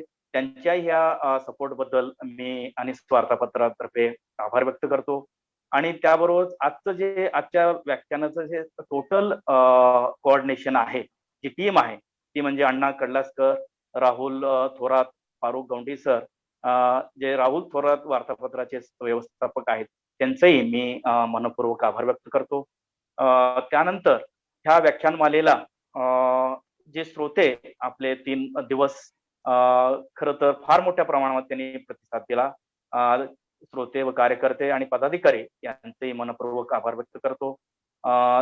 आणि चॅट बॉक्स मध्ये राहुलनं सुद्धा सांगितलेलं आहे की ज्यांना अंधश्रद्धा निर्मूलन समितीच्या ह्या चळवळीशी कार्याशी जोडून घ्यायचं आहे त्यांनी आणि ज्यांना नवीन अपडेट्स पाहायचे आहेत त्यांनी चॅट बॉक्स मध्ये आपले नाव, गाव व मोबाईल नंबर द्यावा, जेणेकरून अन्य वार्तापत्र त्यांच्या संपर्कात राहील. तेव्हा मी पुनश्च एकदा आणि वार्तापत्राचे मनपूर्वक आभार मानतो आणि उद्याच्या रमजान सणाच्या निमित्तानं आणि अक्षय तृतीयेच्या निमित्तानं आपल्या सर्वांना शुभेच्छा देतो. साथीनो, आपल्याला माहित आहे कोरोनाचं संकट संपलेलं नाही, तेव्हा सगळे कोरोनाचे नियम पाळून आपण आपल्या घरी सुरक्षित राहूया. पुनश्च एकदा सर्वांचे मनपूर्वक आभार व्यक्त करून इथं थांबतो, आपली रजा घेतो. धन्यवाद.